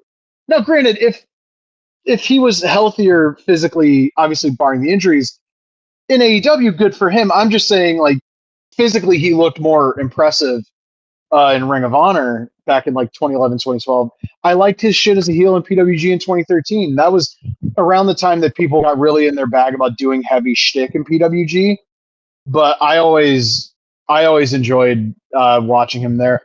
If you can find, if it's still up, the Battle of Los Angeles 2012 trailer, I think it's night 2, he wrestles Eddie Edwards. He does the stomp, stomp, clap to get people to do like the We Will Rock You thing. And once they get going, he just starts going, suck my dick. And he gets 2 or 3 rounds of that before Eddie chases him. You don't get that part in the trailer, but like when I saw that in the trailer, I was like, oh no, he's a shithead heel in PWG. Now I gotta buy those fucking DVDs. And the 2012 Battle of Los Angeles is tremendous. That was right after the Davey Richards, Kyle O'Reilly, Tony Kozina, Iowa incident. So, like, you get the fan yelling Kyle O'Reilly steals from promoters, which is bullshit because out of everybody involved in that, Kyle was just there. Tony Kozina is the one that tried to hurt that kid. Davey was the one that was, like, the ringleader of the whole thing. Kyle was just fucking – those were his guys. And it's kind of a shame that he had the stink of that on him for about 3 months until they formed Red Dragon. And then everybody loved Kyle again, which, I'm glad that guy was able to come back. And it was really fucking sad when he hugged like Roddy and Kyle, because like Kyle had that whole, what was it, close to 2 years where it was like we didn't know if he would ever wrestle again because of the broken neck. And when he came back, like the arm was atrophied and everybody was like, oh, I don't know. And Kyle's been fantastic since coming back. And it again, like it sucks. My heart goes out to Adam Cole. Like I genuinely don't want to see anybody have to go out like that. That's awful. And it kind of killed the crowd for the match, which is 100% understandable because a lot of us in the call were kind of just like, well, here's the 4-way for the TNT title. Dustin Rhodes, Sammy Guevara, Daniel Garcia, and Kyle Fletcher. The obvious pick here on paper is probably Kyle Fletcher, but like it's Texas. Everybody loves Dustin. You can always get the belt on Fletcher after. Dustin won with a roll up. Place went fucking crazy. The Von Erichs came out. Dustin's nephews came out. They teased like Sammy Guevara being mad at him. And let me be perfectly clear here. Whenever Guevara's contract is up, let him go. He sucks. I'm sorry. Like there was a point where he was good for like if you did like a crazy like arena brawl tag, he could jump off of stuff and take crazy bumps. The match he has with Darby at the First Revolution is one of the very best matches from early AEW. He's just why is he there? There's so many people that do the same thing he does. Like Ricochet is basically Sammy Guevara. If you look at like his current gimmick and the style of wrestling, you have Ricochet. Why do you need Sammy? It's not like Sammy contributes a lot. I understand he's friends with Tony, and by all accounts, he's apparently a nice guy. I mean, there was the one point where he said the shit about Sasha Banks. Nobody knows if he's actually said anything to her that remotely resembles an apology. I don't think, but like, yeah, I don't know. But there's a lot of nice guys in wrestling that are also not very fucking good. And yeah, I mean, he's fallen off a cliff too, as in terms of like standing in the company too. I mean, going from one of the 4 pillars to basically an ROH on a weekly basis. It hasn't worked out. Do you think the back-to-back backstage incidents with Eddie Kingston and Andrade hurt him? I just thought about that. I mean, you mean within the company itself, or just in like general? Yeah, like he torpedoed him with the fans because remember when the Andrade thing happened, fucking Guevara didn't get pulled from Dynamite tonight, and the crowd let him have it. Maybe. I mean, maybe that's why it was sent to ROH in the first place, is to like, sort of show him like, hey, we're not gonna put up with any bullshit at this point. Maybe that was the case. I don't know. It's just I feel like there's not much left for him. He's not really a charismatic guy. I mean, they've tried. No, he's kind of a void. Yeah. If they put him with Jericho again, I might scream. I think Jericho's done this year. I hope so. There's no way they re-sign him. Let him wrestle somebody on Saturday night's main event. I don't give a shit. Oh, also should know MJF won the Casino Gauntlet.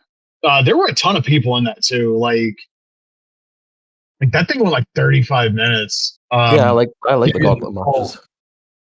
The full list yet: Mark Briscoe, MJF, Ricochet, Bandito, Takeshita, Mystico, Josh Alexander, Anthony Bowens, Roderick Strong, Brody King, Juice Robinson, Kota Ibushi, The Beast Mordos, and Max Caster. That was a really fun match. I think I didn't really like the Casino Battle Royal where it was like the waves of people on like the suite of card. I like this. This is a lot of fun because it can go really long or it can end really quickly. And I really dig these matches. After the TNT title match, we had the Bucks versus Ospreay and Swerve. I kind of thought they would do the deal where Ospreay and Swerve would lose because then it gives Swerve like a reason to turn heel, and then obviously you build Ospreay to Wembley. This match was maximalist bullshit, and I fucking loved it. The Bucks had a declaration read. They walked out and then they walked back and they got on like a little boat gimmick, and they came out while Justin Roberts read a declaration. And tell me if you can sniff out who this is supposed to be a fuck you to. We find ourselves engaged in conflict born of desire, power, and tyrannical control. For this, we cannot stand. We will not tolerate the greed of men who wish to tarnish this sacred ground. Is it obvious yet? We are better than those that dare encroach and claim what was founded based on the pursuit of liberty and the mind, body, and soul, and the best professional wrestling in the world. We declare this is no room for the evil desires of others if we wish to protect the inestimable rights, or privileges rather, for which we have been so long contending, which we have pledged ourselves never to abandon. We must fight. I repeat, we must fight. Now, if you heard that last night, I mean, I was in a call with 3 other people, so I didn't really hear a lot of it. But if you hear that now and you immediately go, "Oh yeah, fuck you, Phil," this is pretty clear. It's pretty the whole founding fathers thing and really playing into like the power tripping EVPs has been pretty good. Yeah, this has been the best shit they've done in a long time. I don't always like the style of their matches, but like I said going into this, they had 2 guys that could match them. And this match was buck fucking wild. A lot of times with AEW, you get some stuff that's like, slap this in Rosita, 12, 13 years ago, it would fit in, even 10 years ago. This was a PWG special, and I loved every goddamn second of it. I kept waiting for Jack Perry to show up to the point that it became like a recurring joke in the call. I saw that not regarding the match itself, but regarding the entrances, they had JoJo singing "Ain't Nobody" by Shaka Khan. That was pretty cool. It was weird because I thought Swerve might like walk out to it, but they just did that before they played Big Pressure. That's a really deep cut because I saw people even on Blue Sky that were like, "Can somebody explain this?" And like Swerve used that. Yeah. And I remember when he came to AEW, there were people that were upset he didn't use it and he instead, had his song. I think it's worked out better, but that was a really cool, like, if you know. Yeah, moment. Exactly. I should also note, production pissed me off on this show because when they were on the hard cam shot, they were so wide and zoomed out. I saw that too, yeah. It was very, very frustrating. And there were a lot of really questionable camera cuts to the point that in the call, it became a joke that they need to compromise Mike Mansory to a permanent end. By the end of the show, I didn't really care because whatever, I was having fun. But like, you don't need to go to a wide shot when people are running spots. And if you have to go to the hard cam, do not zoom that fucker out. I would like to be able to tell who is in the ring and what they are doing. Yeah, it's like you were watching. From what I saw, it was like when someone would bleed in WCW and they pull the camera back and think, what the hell's going on? That's exactly like the Benoit and Regal match at Hera Arena. Yeah. And they're like, "Oh, we got to stay wide." And it's like, no, I want to see how bad this is. Fuck you. But this match was so good. So many crazy spots. They did like a house call hidden blade at the end. They did like a double Styles Clash spot. The Bucks were really, really good here.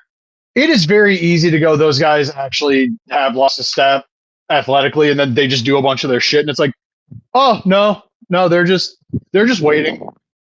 They're just waiting for the fucking chance. And when this was over, we kind of were expecting after the match they were going to take Swerve and Ospreay out because they took Joe out. And there was kind of an air when they took Joe out of like, oh, are they going to take out all of the potential like backup for Hangman? And then they didn't. Again, this match was, if you like the big explosive high spot driven tag matches, this probably should have also been a tornado tag because they don't give a fuck about that 5 count. Yeah. Not when it's the Young Bucks and not when Rick Knox is the ref. They sure don't. But like, what a freaking match. And this was like the first killer match on the show where like everything was like borderline good. This was great. Then we had the women's gauntlet, which Athena won. Order of entrance was Chris Statlander, Megan Bayne, Willow Nightingale, Tamello, Tekla, Julia Hart, Queen Aminata, Mina Shirakawa, Athena, Thunder Rosa, Siri, and Alex Windsor. This went 27. It came down to Athena and new ROH Women's TV Champion, or the interim one, Mina Shirakawa. This was good. I don't know if it was as good as the men's Rumble because they had a lot of like the intertwining story stuff where like Anna Jay came out with Ty Mello. Why Anna Jay wasn't in the match, I don't know. Why Penelope Ford wasn't in the match, I don't know. Sky Blue came out with Julia Hart, so there was a lot of the like intermingling stuff there. Tekla and Queen Aminata beat the shit out of each other. This was good. I really enjoyed this. Athena winning was the correct move. It's going to be very interesting when they do the world title match with her because Well, I mean, we're going to talk about it in a minute, but I was really wondering what her and Mercedes was going to look like, and that is not going to be the match. I have a feeling Shuri's going to beat Athena for the ROH title.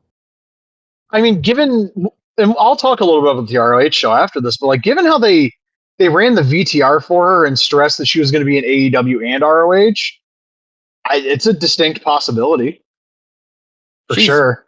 She's, for anyone who hasn't seen Shuri, she's really, really, really, really good.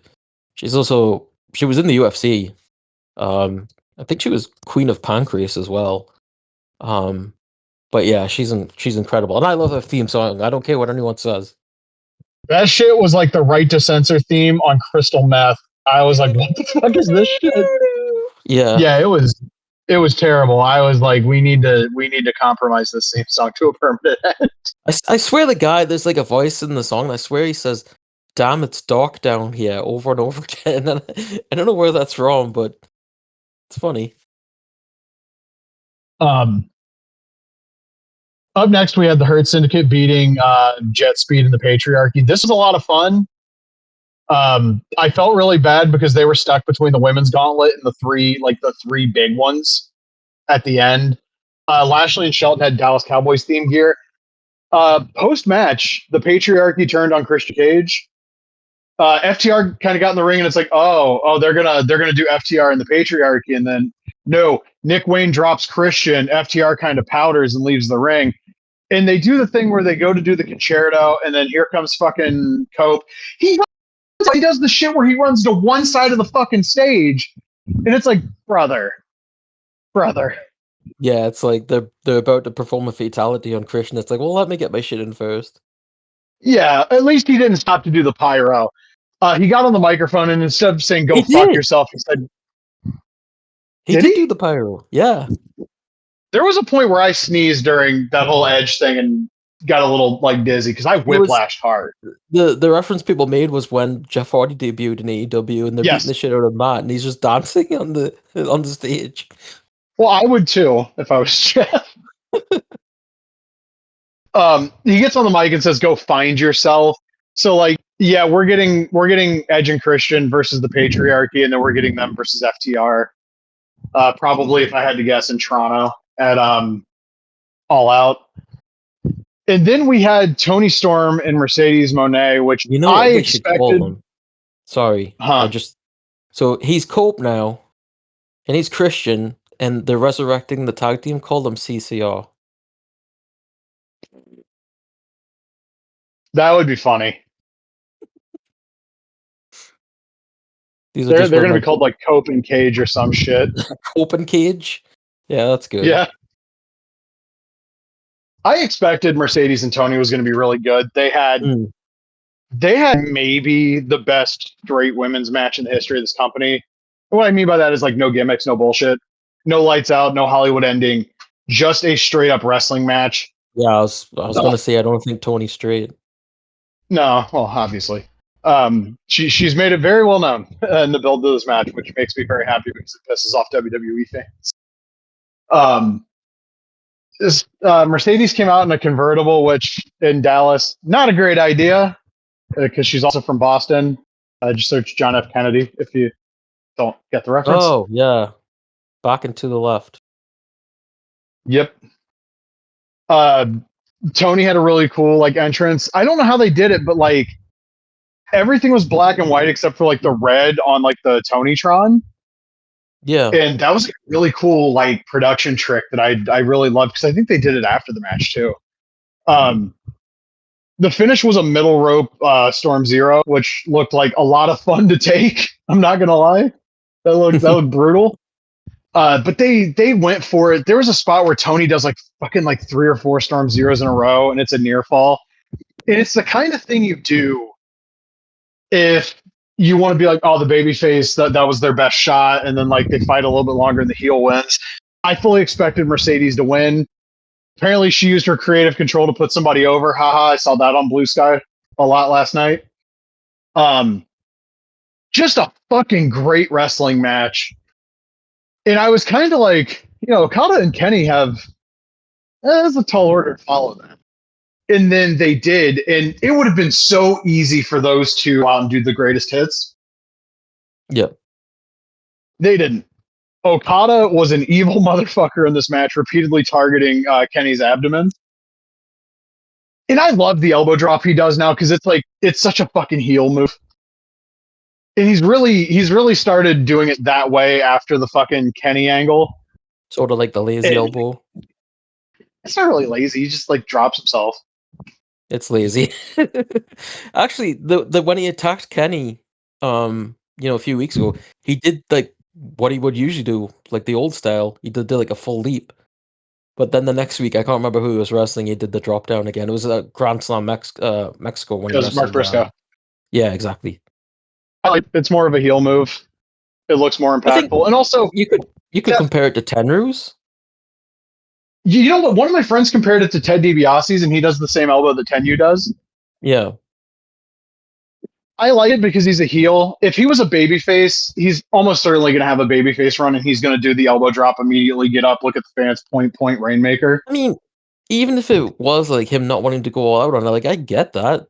Why would you? You would do it, like do the proper one when you want to save it for big moments. Like I don't like. I genuinely think it's somebody told him you're working as a heel. Yeah, but like what I'm saying is like even if it was the case of him just being like, I don't want to go all out, like I get it. I don't have a problem with that. Well, he very much did not like. This was not regular Dynamite match. I mean, the Ibushi match wasn't either. Right. This was not what everybody points to with Okada. Like Bix said it on Blue Sky, and I agree. He treats most of those TV matches like Road 2 matches. Yeah. He treats the fucking T1 like the G1, and then the big pay-per-view matches are like the tour-ending world title matches. It's more. That's really makes a lot of sense. Yeah, it's more obvious now because the Road 2 matches were almost always like tag matches, so it's easier to kind of hide that you're just saving up. This was beautiful. Kenny's selling was tremendous. The people got mad because Callis pulled the referee out, but like to this day, nobody's kicked out of the one-winged angel in AEW. It's either been foot on the rope or that's it. Yeah. He did a Kreutz Wrath, which was a little scary because he almost didn't hit the Kreutz Wrath. They did the Avalanche Dragon Suplex. Okada did not land directly on his head like he did in 2017. He did the spinning emerald flosion that he did to like Kaito Kiyomiya, which that popped me. Cool. Yeah. Yeah. It was such a big, they go 30 minutes. It's a great match centered around like Okada just being a bastard. It's one of those things people don't think of with him. He's an absolutely great just prick. Yeah. Like legitimately one of the best ever, just being a smug dickhead. Because he spends so much time as like the kind of quasi babyface ace in New Japan that you forget like that 2012 title reign. He's an asshole. He's great. A lot of that 2013 and 2014, he's an asshole. He wrestles like an asshole ace. And then they just made him wrestle like a regular ace for so long that like when he was starting to do the shit with Kaito, it felt refreshing because it's like, no, that's what this guy does. He's a fucking asshole. Yeah. He should never be a babyface. He's a fucking prick. Look at him. But that was a wonderful match. At the post-show scrum, they confirmed because Okada won, the unified belt will be under Continental rules from now on, so no outside interference. It feels like they dumped the 20-minute time limit for that, so we'll see. But that match was so good.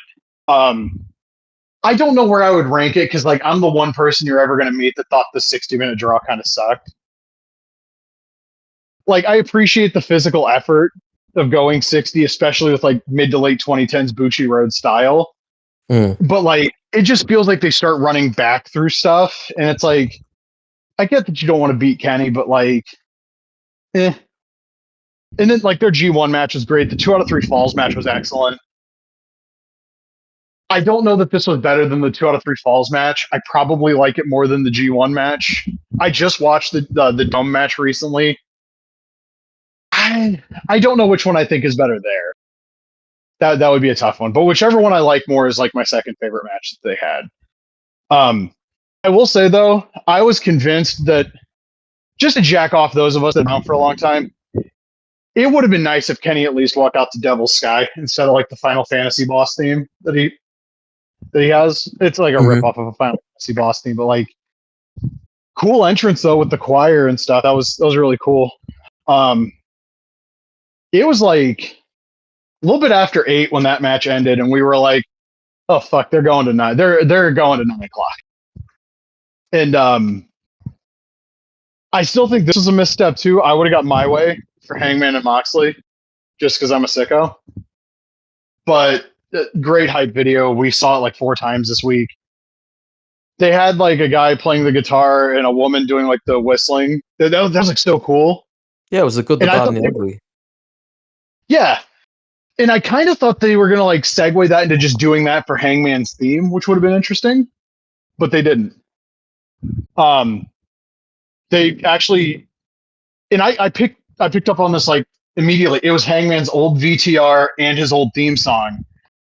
And when I heard the old theme, any doubt that I had in my mind that like Tony was not going to do the right thing, it was gone. I was like, no, he's winning. They're not going to give him the fucking original theme song back and have him lose. Like, what the fuck does that accomplish?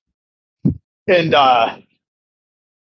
Moxley came out. They had a truck with the Death Riders, like you know how they did the World's End video where they were in like a truck in the fucking desert. Yeah. For some reason, which is weird because World's End was in like Orlando. The fuck does the desert have to do with Florida? This match was another like maximalist shit show, but I loved it. It was Hangman puts him in a triangle and like Shoot opens him with a fork, which, goddamn. Sometimes with like how insufferable he's been for a lot of the couple of years, you forget that Jon Moxley is willing to do some really heinous and stupid shit. And I was like, yeah, I got no choice but to respect that. And like, there was like the barbed wire tables that were inexplicably at ringside for some reason. Then they did the suplex through them. They had the bed of nails spot where he gets like a paradigm shift on Hangman. He does a Death Rider on an open chair to Hangman that I don't know what Hangman's weekly compensation is from AEW. I'm assuming it's pretty impressive. I would have probably asked for a raise before taking that because that looked nasty. Marina Shafir got put through a table. They had all the run-ins because like there's a point where Hangman fights them off for a little bit, and then here comes Will Ospreay, and he's fucking them up, and then they kill Will Ospreay, and it's like, oh, son of a bitch. And then you get the Darby video from the top of Everest, and I thought lights are going to go out, he's going to come back, lights are going to come back on, he's going to be there. He was just hanging out up at the top of the stadium while they were playing that, and then like 3 minutes later, he comes down. And Danielson does a run-in a fucking Blue Panther mask, and I was like fucking clapping like a seal. There was just so much here. Darby takes everybody out with a fucking coffin splash. And then Moxley tells Marina to go get the fucking briefcase. And then Marina like just ends up handcuffed to the table, and it's like, well, who did that? And I was kind of expecting it to be Willow. And then Prince Nana emerges from under the table and starts doing his shit. And I'm like, that's my guy. And then Swerve came down and handed Hangman the chain. Hangman goes to hang Moxley, Shades of Revolution 2023. Moxley immediately grabs him by the hair and pulls him over the top rope. And I was like, oh, okay. But then Hangman buckshots Moxley. Moxley bumps on the bed of nails, and Hangman hangs him. And much like Revolution 2023, there's a struggle. But in this case, this isn't 2023 Moxley conceding power to Hangman Page. Like, okay, you got me. Moxley's like desperately flailing around. This is a guy who realizes, oh no, I told this guy you're not going to be what the people need you to be, and I'm wrong. This is it. Somebody finally got me. All my people are gone. It's literally me and this motherfucker. There is no way out. And he finally taps, and the place goes nuts. It was a very good, like, I haven't seen the match, but from what you just described, that was a very good story of like all the heroes of overcoming the villains, and the story of like the main bad guy being the only one left and realizing that he's absolutely fucked. It's over with, and there's nothing he can do. Yeah. And Moxley was really good with basically selling like he was dying. It was crazy. And also, like, he stopped bleeding for a minute, because if you get cut hard way, like, it'll swell a little bit quicker than if you blade. by the end, he was bleeding again. Oh, they also brought out broken glass, like actual broken glass, not like the powder looking shit from the Kenny Omega match. Right. That was crazy. But Moxley, the way he was bleeding at the end, you know how like Steve Austin would bleed, where it was like kind of a little bit on the right side of his forehead, big patch on the left like side of his face, like he kind of gigged on that side. It was like that, Yeah. and I was like, oh, look at that. He's got the Austin color. Someone mentioned it basically being like the Mania 40 main event if it was a death match. I'll go one step further. This is like if the Mania 40 main was a death match and was actually fucking good. Like, this was such a satisfying conclusion. And when Hangman got the briefcase open and held the belt up, place goes nuts. Excalibur points out those are still Danielson's side plates on the belt because after Moxley beat him, he immediately stuffs the belt into the shit. So like they would have never changed the side plates because Moxley wouldn't let anybody get close to the belt. And this really felt even more than Full Gear 2021. This felt like planting a flag in the ground and saying, this is our fucking guy. And I've been a lot lower on Hangman Page in the last couple of years than most. I'll freely admit the Punk Scrum colored a lot of my perspective on him, and that was wrong. I also still think that whole swerve angle was really weird. Because, like, I get if you hate the guy, but, like, it's just really weird when, like, I'm going to be the first black AEW champion, and Hangman's just, like, angry, like, that is never going to happen. Like, whoa, buddy. Which part of that statement do you have an issue with? And then he burned the guy's fucking house down. I mean, come on. But no, Hangman over the last year has like slowly gotten back to like the Hangman that I liked a few years ago. And the segment with him and Swerve that they aired on Collision was great. And the whole show, I said it to you before we started recording. It feels weird to say this in real time because it feels like recency bias. But as the show was going on, I was like, this might be the best pay-per-view ever. Yeah. Like, it really felt that way. Every match had the right outcome. Everything was at least good. Most of the card really delivered what you would want in terms of quality. And I can't remember the last show where I was happy with the match quality and the outcomes. Like this really felt like they stuck the landing. And I said it on Blue Sky. I'll say it here. When AEW delivers, there's absolutely nobody better. This was like fucking Starrcade 97, like how I remembered it, like the ending with Hangman. He didn't have everybody out there with him, but the feeling when Hangman held the belt up was the same as when everybody was on their fucking shoulders. Like, they're done. It's over. Our guy fucking won. And it'll be interesting if I ever go back to rewatch that show. I'll probably have to take a day off from work to do it.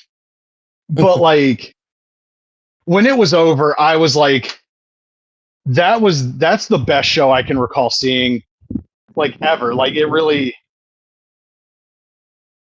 feels like the kind of show that if I was a kid, I would remember it for the rest of, like, the way I remember fucking like all of the significant shows of my childhood. Like, I can still tell you all the minute bullshit about WrestleMania 10 and like Starrcade 97, Bash of the Beach 96, Great American Bash 96.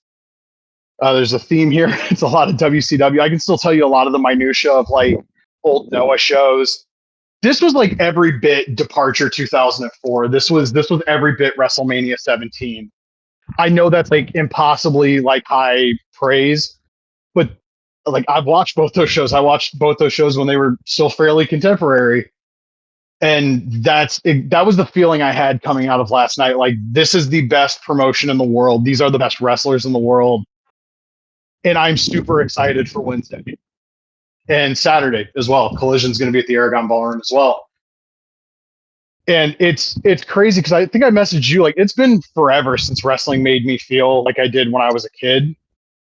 And like watching that show last night, like, I'm pointing at my chest now, but like in here, it was like the feeling I got watching like SummerSlam 01, where it's like, this is one of the like coolest shows I've ever seen. Or like the first time I watched like the 94 Super J Cup, which obviously this show wasn't like that show, but like just you're watching something and you're like, no, this is different. Like I'm seeing something really special here. And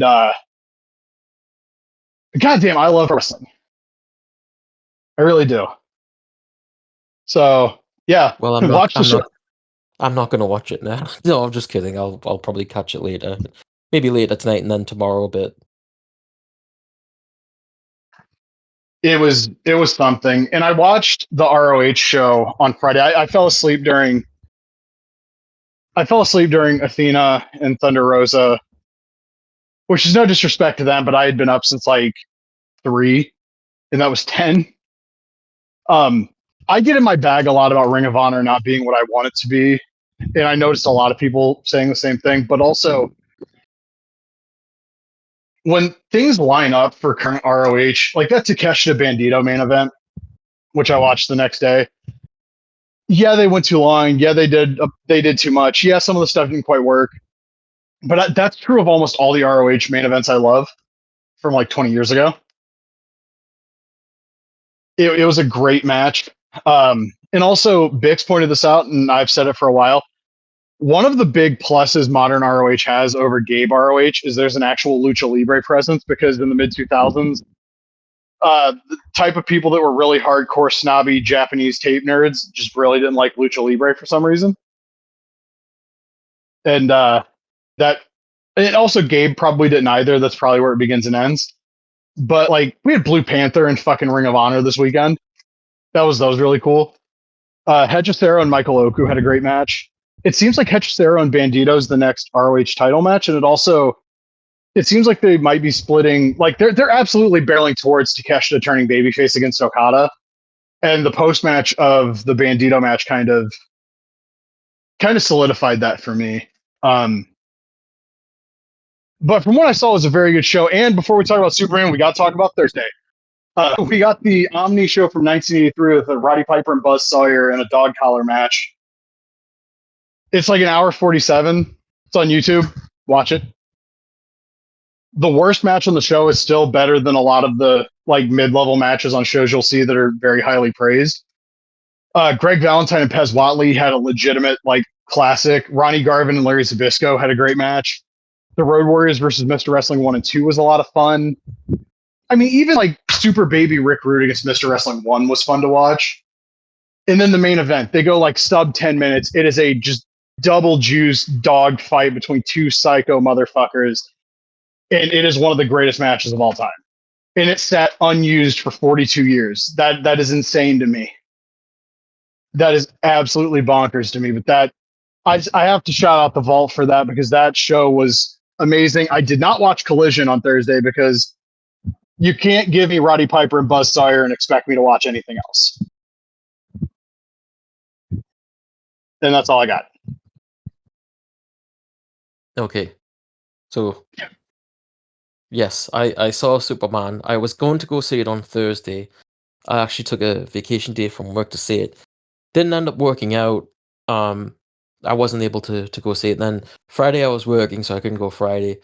Finally Saturday, me and my friend went to see it, and we saw it in like AVX, which isn't as big as IMAX, but it's a bigger screen and with like Dolby sound and stuff.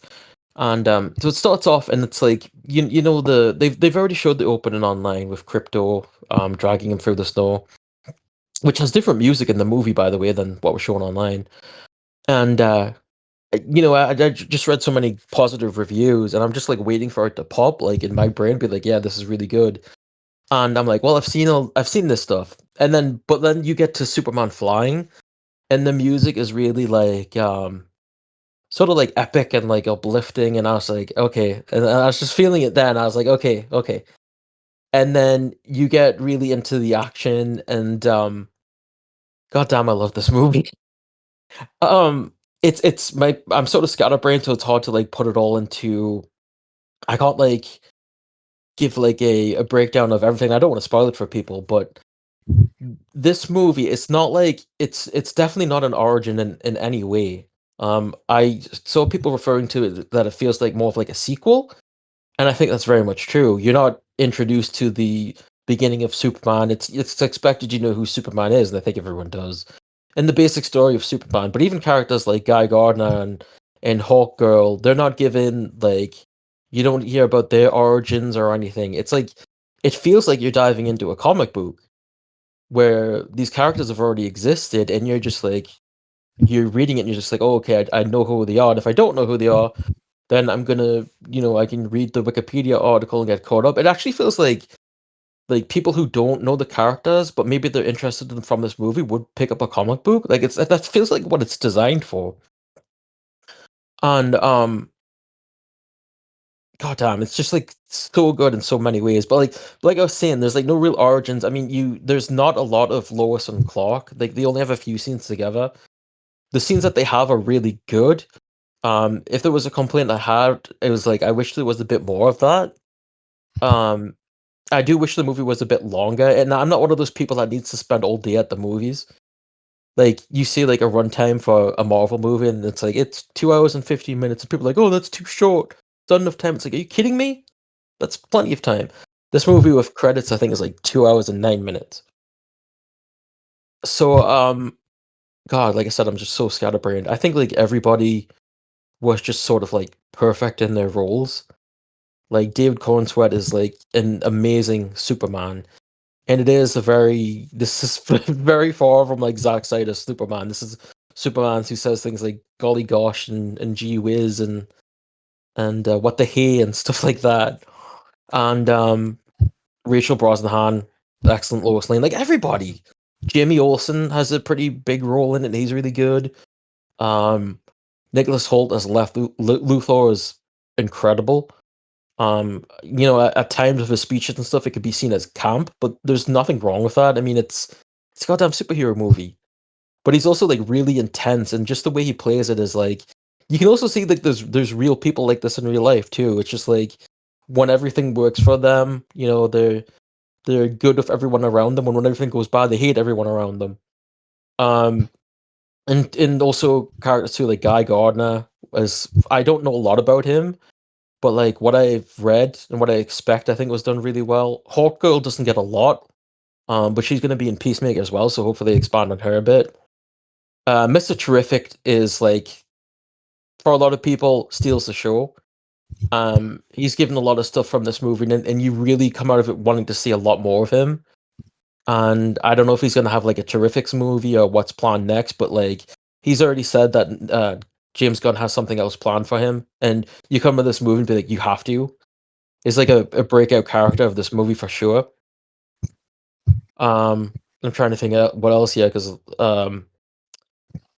yeah, it's just it feels like a comic book. Like I don't really know how else to describe it. It just feels like the page is brought to life. One of the things my friend said was that he felt like he liked it, but he felt like some of like the CGI was off and stuff, and like I didn't feel like that. There was a point where like with Crypto, I thought like didn't look as good as the previous scene, but also it seems like people complain about CGI in every movie, no matter what it looks like these days. So I don't really know what's good and bad. I feel, and also like there's scenes with CGI, and one of them that he brought up, and I was like, well, that's something you could possibly do physically. So I was like, that's fine to me. So I didn't really have any problem with the effects at all, and some of it was like really really good. The score is incredible. Yeah, I'm just like I'm just sort of gushing over because it was like I just really really loved it. There was a point when I was like, as I said, I was like, I'm liking this, but is it going to reach the point of where other people have? Because you see online, like it had like a 94% audience rating on like Rotten Tomatoes and like an A minus on Cinema Score, I think it's called. So I was like, am I going to get to that point? And then there's a point where it just like it really ramps up, and I was just like, yeah, like I'm fully invested. As I said, like there could be some more character development, but with the way the movie is as it is, even if you wanted that, you're not necessarily disappointed by what you have on screen. Like by the end of it, you're like you feel really satisfied. And I'm glad to hear that. there's some yeah, I'm interested in seeing what you think of it. Um, because yeah, like I said, that like how I felt was like it was just a comic book come to life. But I'm interested to see what your reaction is to it. Because we had different opinions on like Deadpool and Wolverine. Like my favorite character in that was like Gambit, and I think you were just like, yeah, that's kind of cool, but like silly and stuff. I didn't like the way he was written. I get that like everybody in those movies has to have like the Deadpool kind of thing, but Yeah, eh. Yeah, I'm interested in seeing too, like what your feelings are in regards to. I know you felt like you didn't feel it felt like All Star Superman very much from like the trailers and stuff. Like you couldn't see what was inspired by that. And I haven't read that comic book in a while. I need to revisit it. Um, so I'm not entirely sure myself, other than the robots, and I really like the robots too. They were excellent.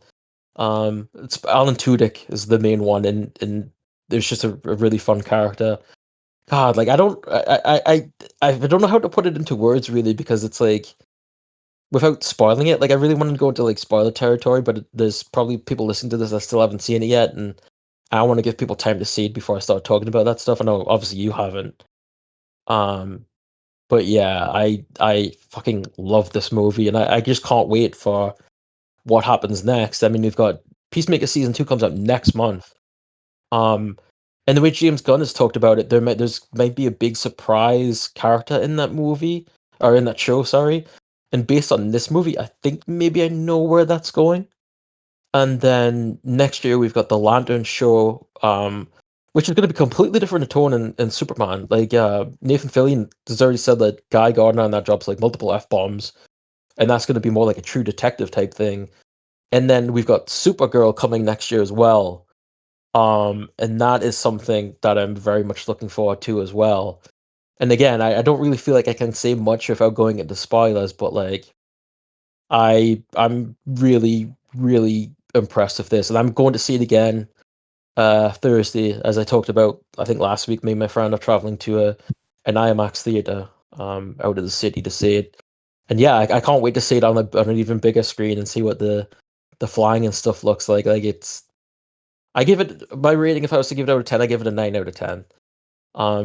Like I said, there could have been more character development, but when you watch the movie, I felt so pleased with everything that I saw that it's something that I could actually overlook. I was like, I'm having such a good time with this. Yeah, I could use more, but like what I'm seeing, I love. So yeah, go see it. Let's make this successful so we can get more, and David Zaslav doesn't shit his pants over like low box office or something.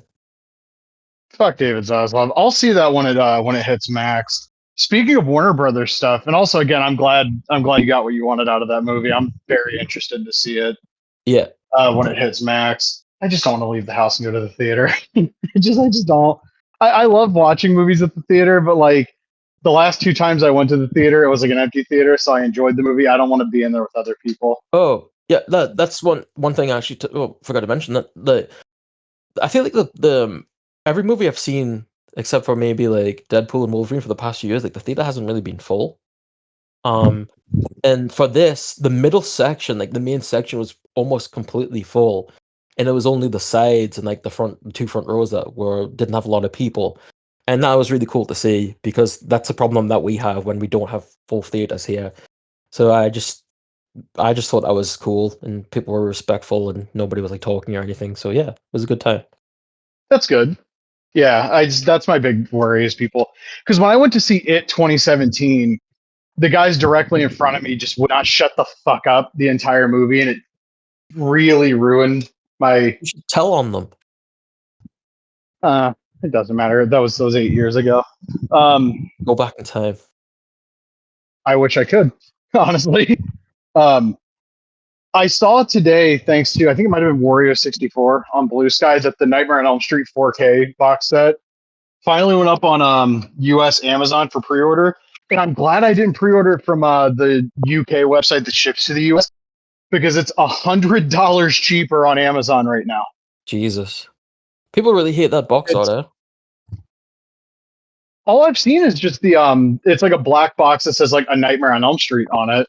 Oh, there was like a cover out there, and it was like I couldn't even, to be honest with you, I couldn't even really make it out. Oh, is it the one that was like AI art that somebody posted on like the Blu-ray.com forums and people ran with it as an official cover? I don't know. It's like Freddy in like the back. I don't know. I looked at it and I was like, I don't get what people are complaining about, because I can't even see what's going on. I don't know. Maybe it's just my shitty eyesight. Um, it mentions on Amazon that it comes with 3D glasses, so I'm assuming the 4K transfer for Freddy's Dead is also going to have the 3D section of the movie left intact, because I know that was something people were worried about. Mm-hmm. The 3D effect is interesting. I've only watched that section of the movie with it one time. When I got the DVD box set in 03. The first time I watched it was on a VHS that was like, yeah, sorry, there's no 3D here. Go fuck yourself. It's interesting, like early 90s. Like the film was made in like 90 and released in 91. It's like interesting 3D, but also like when I watched that movie in 01 and I kind of sorted out what was supposed to be 3D and what wasn't. And by 01, it certainly hadn't aged that well. And I'm assuming in 2025, it's in 4K, no less. It's probably not going to look too tremendous. But apparently Warner Brothers, their physical media department has sickos in it because they're putting a lot of care into these 4K releases now. Enter the Dragon was amazing. Apparently the 4K of original Nightmare is incredible. So I'm looking forward. I'm looking forward to seeing these. They're the first horror movies I really saw. They're the ones I have the most attachment to. I've been a huge Freddy Krueger fan since, I think I've told the story on here. Towards the end of third grade, people were talking about how scary those movies were and stuff. So during the summer of 01, right before I turned 10, Mom took me to First Choice Video, which no longer exists, obviously, and went back to the horror section, and I went right to Freddy's Dead because I like, oh, this is how they kill him. I got to see it. And then obviously I didn't realize until I went back that like New Nightmare existed. That one came out in 93. That was the second one I saw. And then around Halloween in 01, they got the individual release VHS versions from the box set. So Mom got me 1 and 3. And I love the original. I love Dream Warriors. I love Freddy's Revenge too, although like that's a weird one because they were clearly, you can't tell me that movie wasn't designed in some part as like a weird rib on Mark Patton. Like there's way too, it's not even, people said homoerotic undertones. No, that movie's about as out front with it as you could be for 1985. Like the coach that he runs into at a gay bar, literally you see him get like his ass whipped with a towel until it's red by like a ghost, which is Freddy, obviously. And it's like that's not subtext. You're just doing it at that point. Yeah. And like it's really strange because it feels kind of mean spirited. And they tried on Never Sleep Again to act like, well, you know, we were all just oblivious to it. And it's like, no, you weren't. The character played by the sexual lead male has a board game called Probe, and it's in his closet. Somebody was doing that to fuck with him, probably. Yeah. That's how I've always took it. Once I found out Mark Patton was gay, like if you don't know that the first time you watch that movie, it's really weird. And then when you find that out, it starts to feel like maybe they were mean-spirited ribbing him. And I hope that's not the case, but it's really hard to watch that movie and for it not to feel like the case. But that movie also has the funniest scene in any of these movies, the pool scene where Freddy does like the O2 Rey Mysterio. He like pops out of fucking nowhere and he's like splashing these kids and you realize, oh God, Robert Englund's a tiny motherfucker because everybody's bigger than him. And Jesse's like a legitimately good character. I just wish that there wasn't stuff in that movie that felt like it was a mean-spirited dig at the person playing him. Yeah. Because, yeah. His girlfriend in that movie, big fan of her. She's very good in that movie. Also very easy to look at. Dream Master, I'm so interested to see because I think the DVD version is the best presentation of that because it's still very vibrant with the colors. The Blu-ray kind of wasn't. It was like darker and kind of desaturated, which to me, that movie being called the MTV Nightmare is accurate because it looks like a music video. And when you fuck with the color grading and the lighting, it kind of saps a little bit of the personality out of it. So we're going to see what Dream Master looks like. Dream Child actually is the one that I don't really like because it's if I told you that there was a Nightmare on Elm Street movie that had a very heavy-handed pro-life message, you probably wouldn't believe me, would you? But that's sure shit No. what Nightmare 5 is.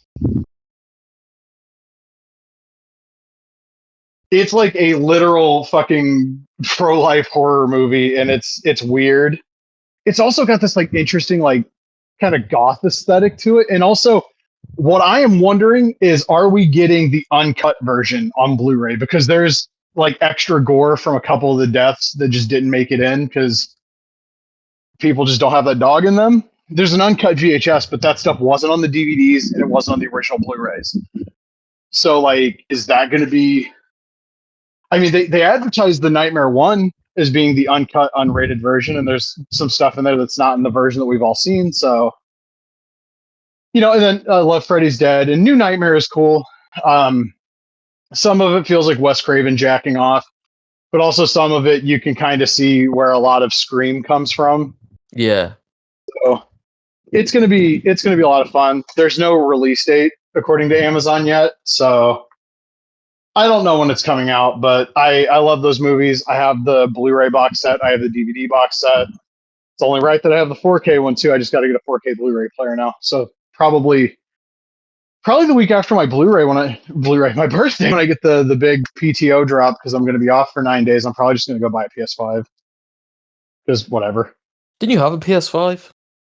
I did, and I sold it to my friend because I was basically just using it as a 4K player. But that was also, in my defense, that was also before they announced the Metal Gear Solid 3 remake. Ah, right. So I'm going to be grabbing that, and then probably right after I get it home, pre-ordering Metal Gear Solid Delta. Because I think I actually requested the day Delta comes out off from work. Nice. So yeah, Metal Gear Solid 3 remake coming out, and I'm not taking the day off.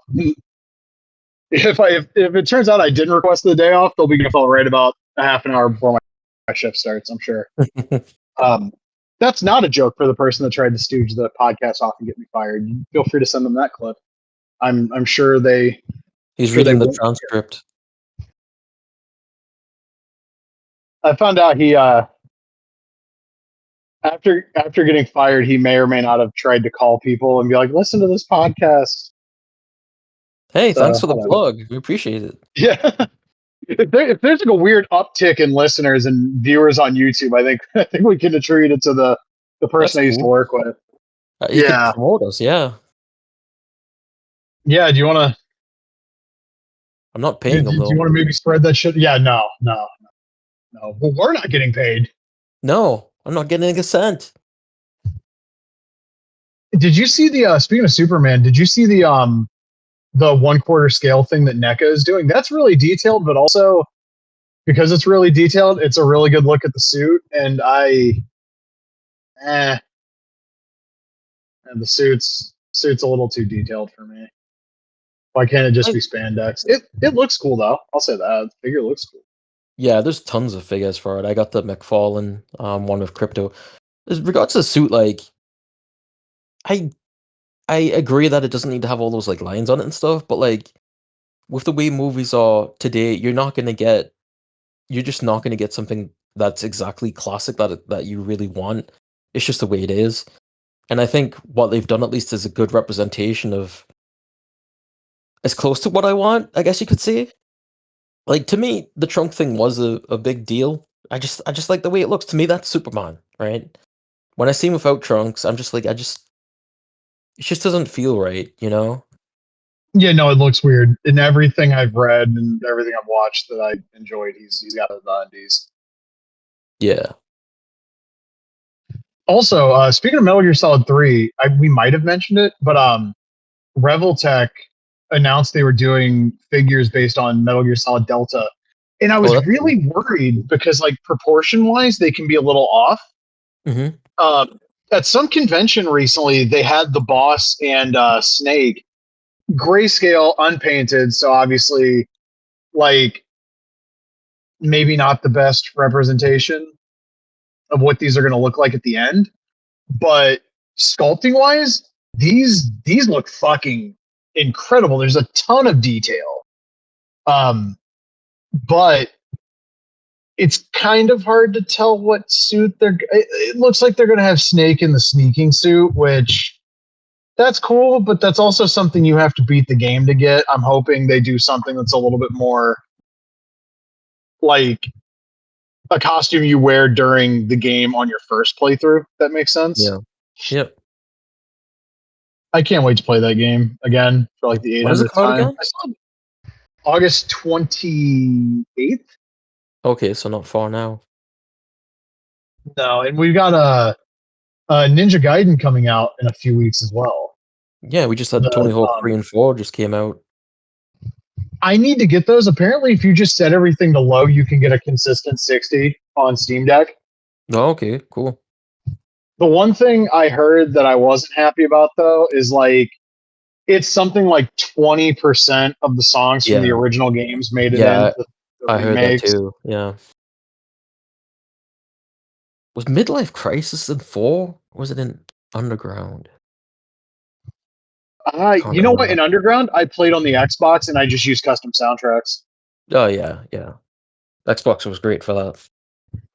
Yeah, playing Tony Hawk Pro Skater 2X, listening to the AJ Styles theme.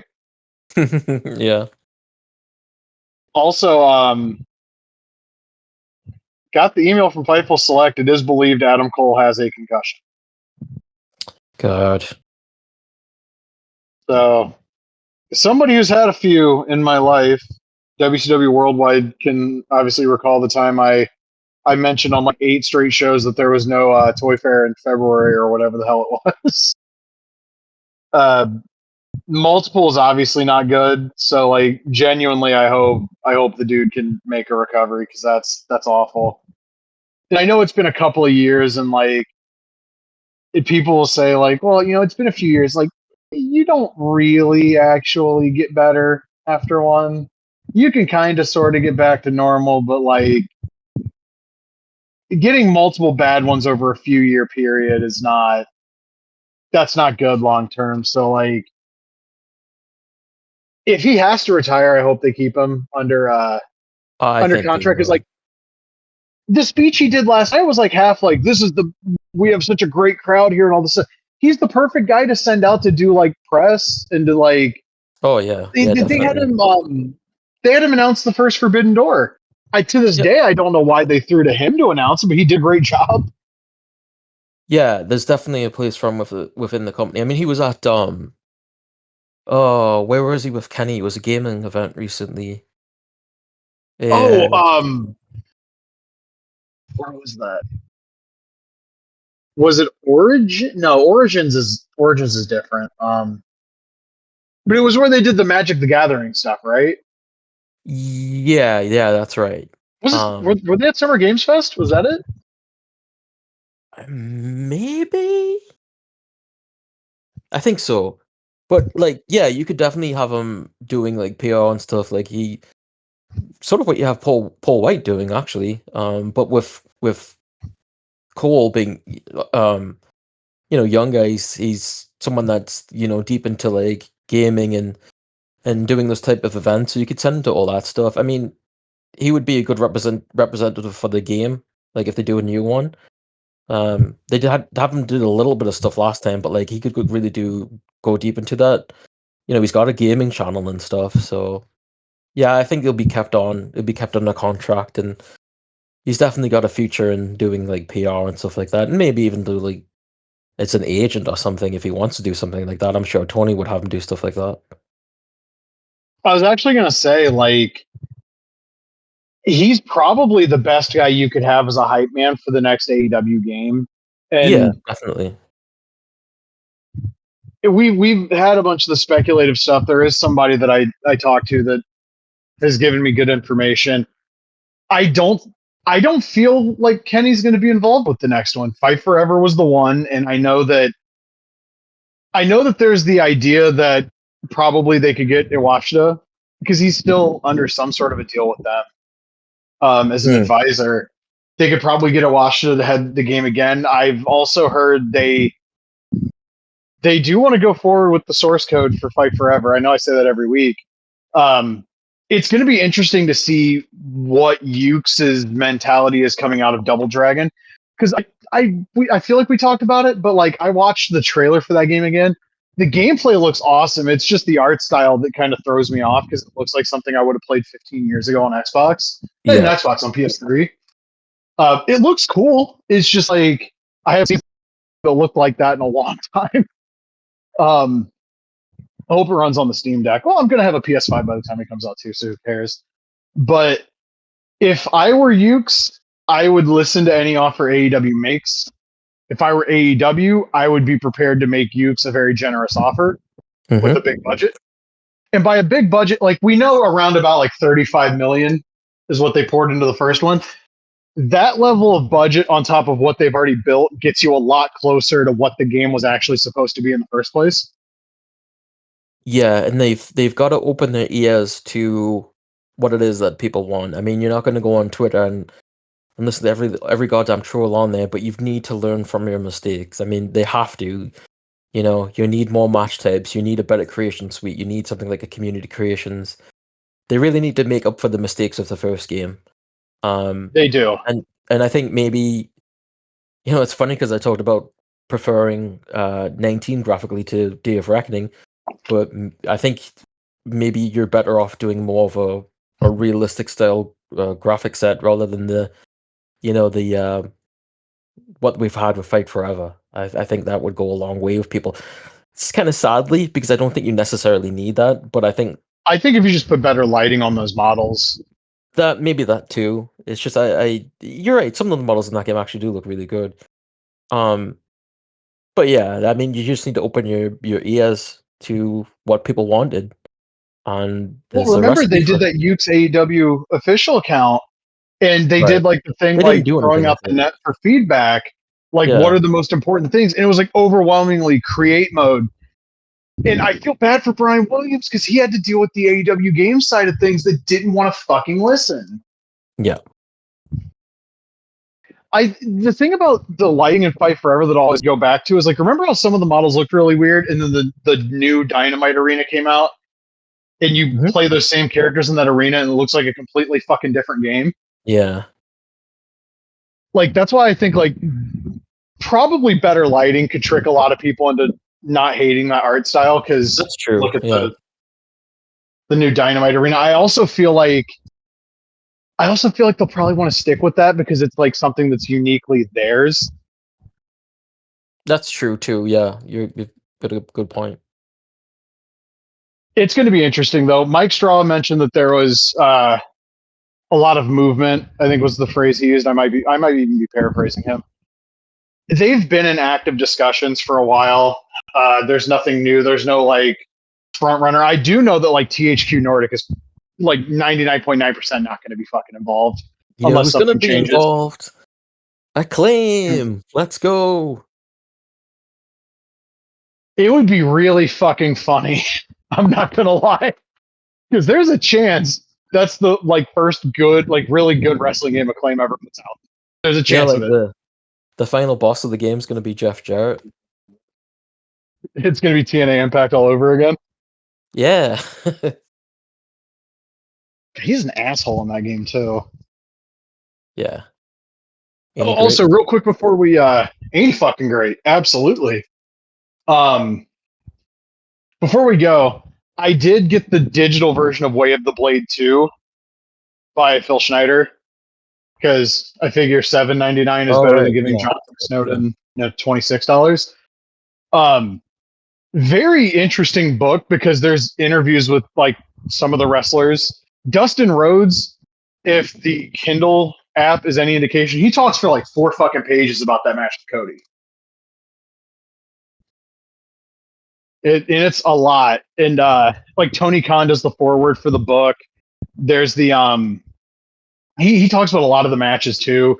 You get insight into like John Moxley, and I thought I said fuck a lot until I read his passages in that book, and I say fuck a lot less than him. But there's like interesting insight there. The Danielson stuff is interesting from what I've poked through. The Bunny mentions that one Rampage match, it wasn't her intention to bleed, so she got like hard weight, maybe? Hmm. I don't know. That match was crazy. That match was fucking unbelievable, yeah. And that was the night of the Tony Khan Big Swole thing too. Yeah. Yeah, that was That was great because there were a few accounts on Twitter that were like, "Oh, you treated Big Swole wrong, and she was actually a good wrestler." And then like, "Oh, the women's division's going to suffer without her." And then that match happened, and it's like, "Oh, really?" I think they've been just fine. Also, Yeah. like, not for nothing, she got relegated to the edited shows for a reason. Maybe she's a better worker now than she was then, but like, there were a lot of people that saw those matches live for those like Elevation and Dark tapings, and even the tape Dynamites during the pandemic when they started allowing fans back in. And those matches, I mean, you see the live matches; they were brutal. I don't remember. I'm sure she's a nice lady, I'm sure, but like, you can be a nice person and still be kind of a not good wrestler. And but there also that did open the gate for people that were racist to pile on her, and I remember seeing like the shit that people were saying, and that's like fucking no, fuck you. But there are also people way that like anybody who's not white can't be a good wrestler, and one of those people is somebody who commentates for a prominent independent promotion or used to. I won't say his name because I don't know if he still does. But I vividly remember him telling me in an MSN chat in 2006 that Marufuji couldn't be the best wrestler in the world because he wasn't white and he wasn't from America. And then I said, well, who do you think the best wrestler is, asshole? And he said Nigel McGuinness, who, by the way, is from fucking England. Jesus Christ. He tried to tell me Nigel wasn't shoot English, and I'm like, have you heard him fucking talk? Like, Jesus Christ almighty, man. People are dumb. But yeah, Way of the Blade 2 is interesting because between certain matches, there will be like an interlude. Like after one of the Moxley matches, it's like matches he had between like his WWE run and the eight. It's not even between the two. It's like Moxley outside of AEW. So it was like the Barnett match, the Vic Busick match. Apparently he wrestled Gringo Loco, and I completely forgot that until I remembered, oh yeah, one of my friends actually invited me to attend that show. And I didn't because I don't think I had like I could. He invited me like the week of, and I was like, I work this weekend. Sorry. There's like a list of Bloody Danielson matches, which includes a Jimmy Jacobs match. I had no recollection of, but I have every ROH show from 07, so you better believe I'm going to take a look at that shit. The Morishima match is on there. Obviously, Danielson and Necro from PWG is on there, and if you haven't seen that match, it was on YouTube like a few months ago. They also have a match in ROH that was in Dayton that I didn't find out happened until 5 years later, and I was so mad I didn't go to that show. Because it's basically just the PWG match, but in Dayton, so like with a way worse crowd. And there's like, after one of the women's matches, there's like Joshi violence. It is like Joshi matches, and then there's like a Mickey Knuckles match at the end, and I was like, oh yeah, one of these things is not like Jesus Christ. But it's a great book for like I was just poking through it, like oh, there's like interesting insight in here. If Phil Schneider is the fucking man, he's responsible in large part for those Dean shows. Yeah, I don't like the idea of giving Jonathan Snowden money because he's a fucking dork, but like, if buying this book means Phil gets to write more cool stuff, I'm all for it. But yeah, unless there's something I'm forgetting, that's probably good for this week, right? Yeah, I'm on my way to Toys R Us. They're selling things 30% off now because it's closing down. So I'm gonna see if there's any good stuff there. Cool. Well, we're not gonna be around next week, but in 2 weeks we'll be around. There's gonna be all sorts of bullshit going on with Comic-Con. I mean, Comic-Con's usually effectively done by Sunday. So we'll have that whole fucking week and then whatever happens this week. So hopefully nothing happens this week, and then next week we can just talk Comic-Con, but either way it'll be a big ol' whopper slam bam shit show the next time we get to talk to you. And until then, take care. Don't be an asshole. Watch All In. Fuck CM Punk and fuck right wingers.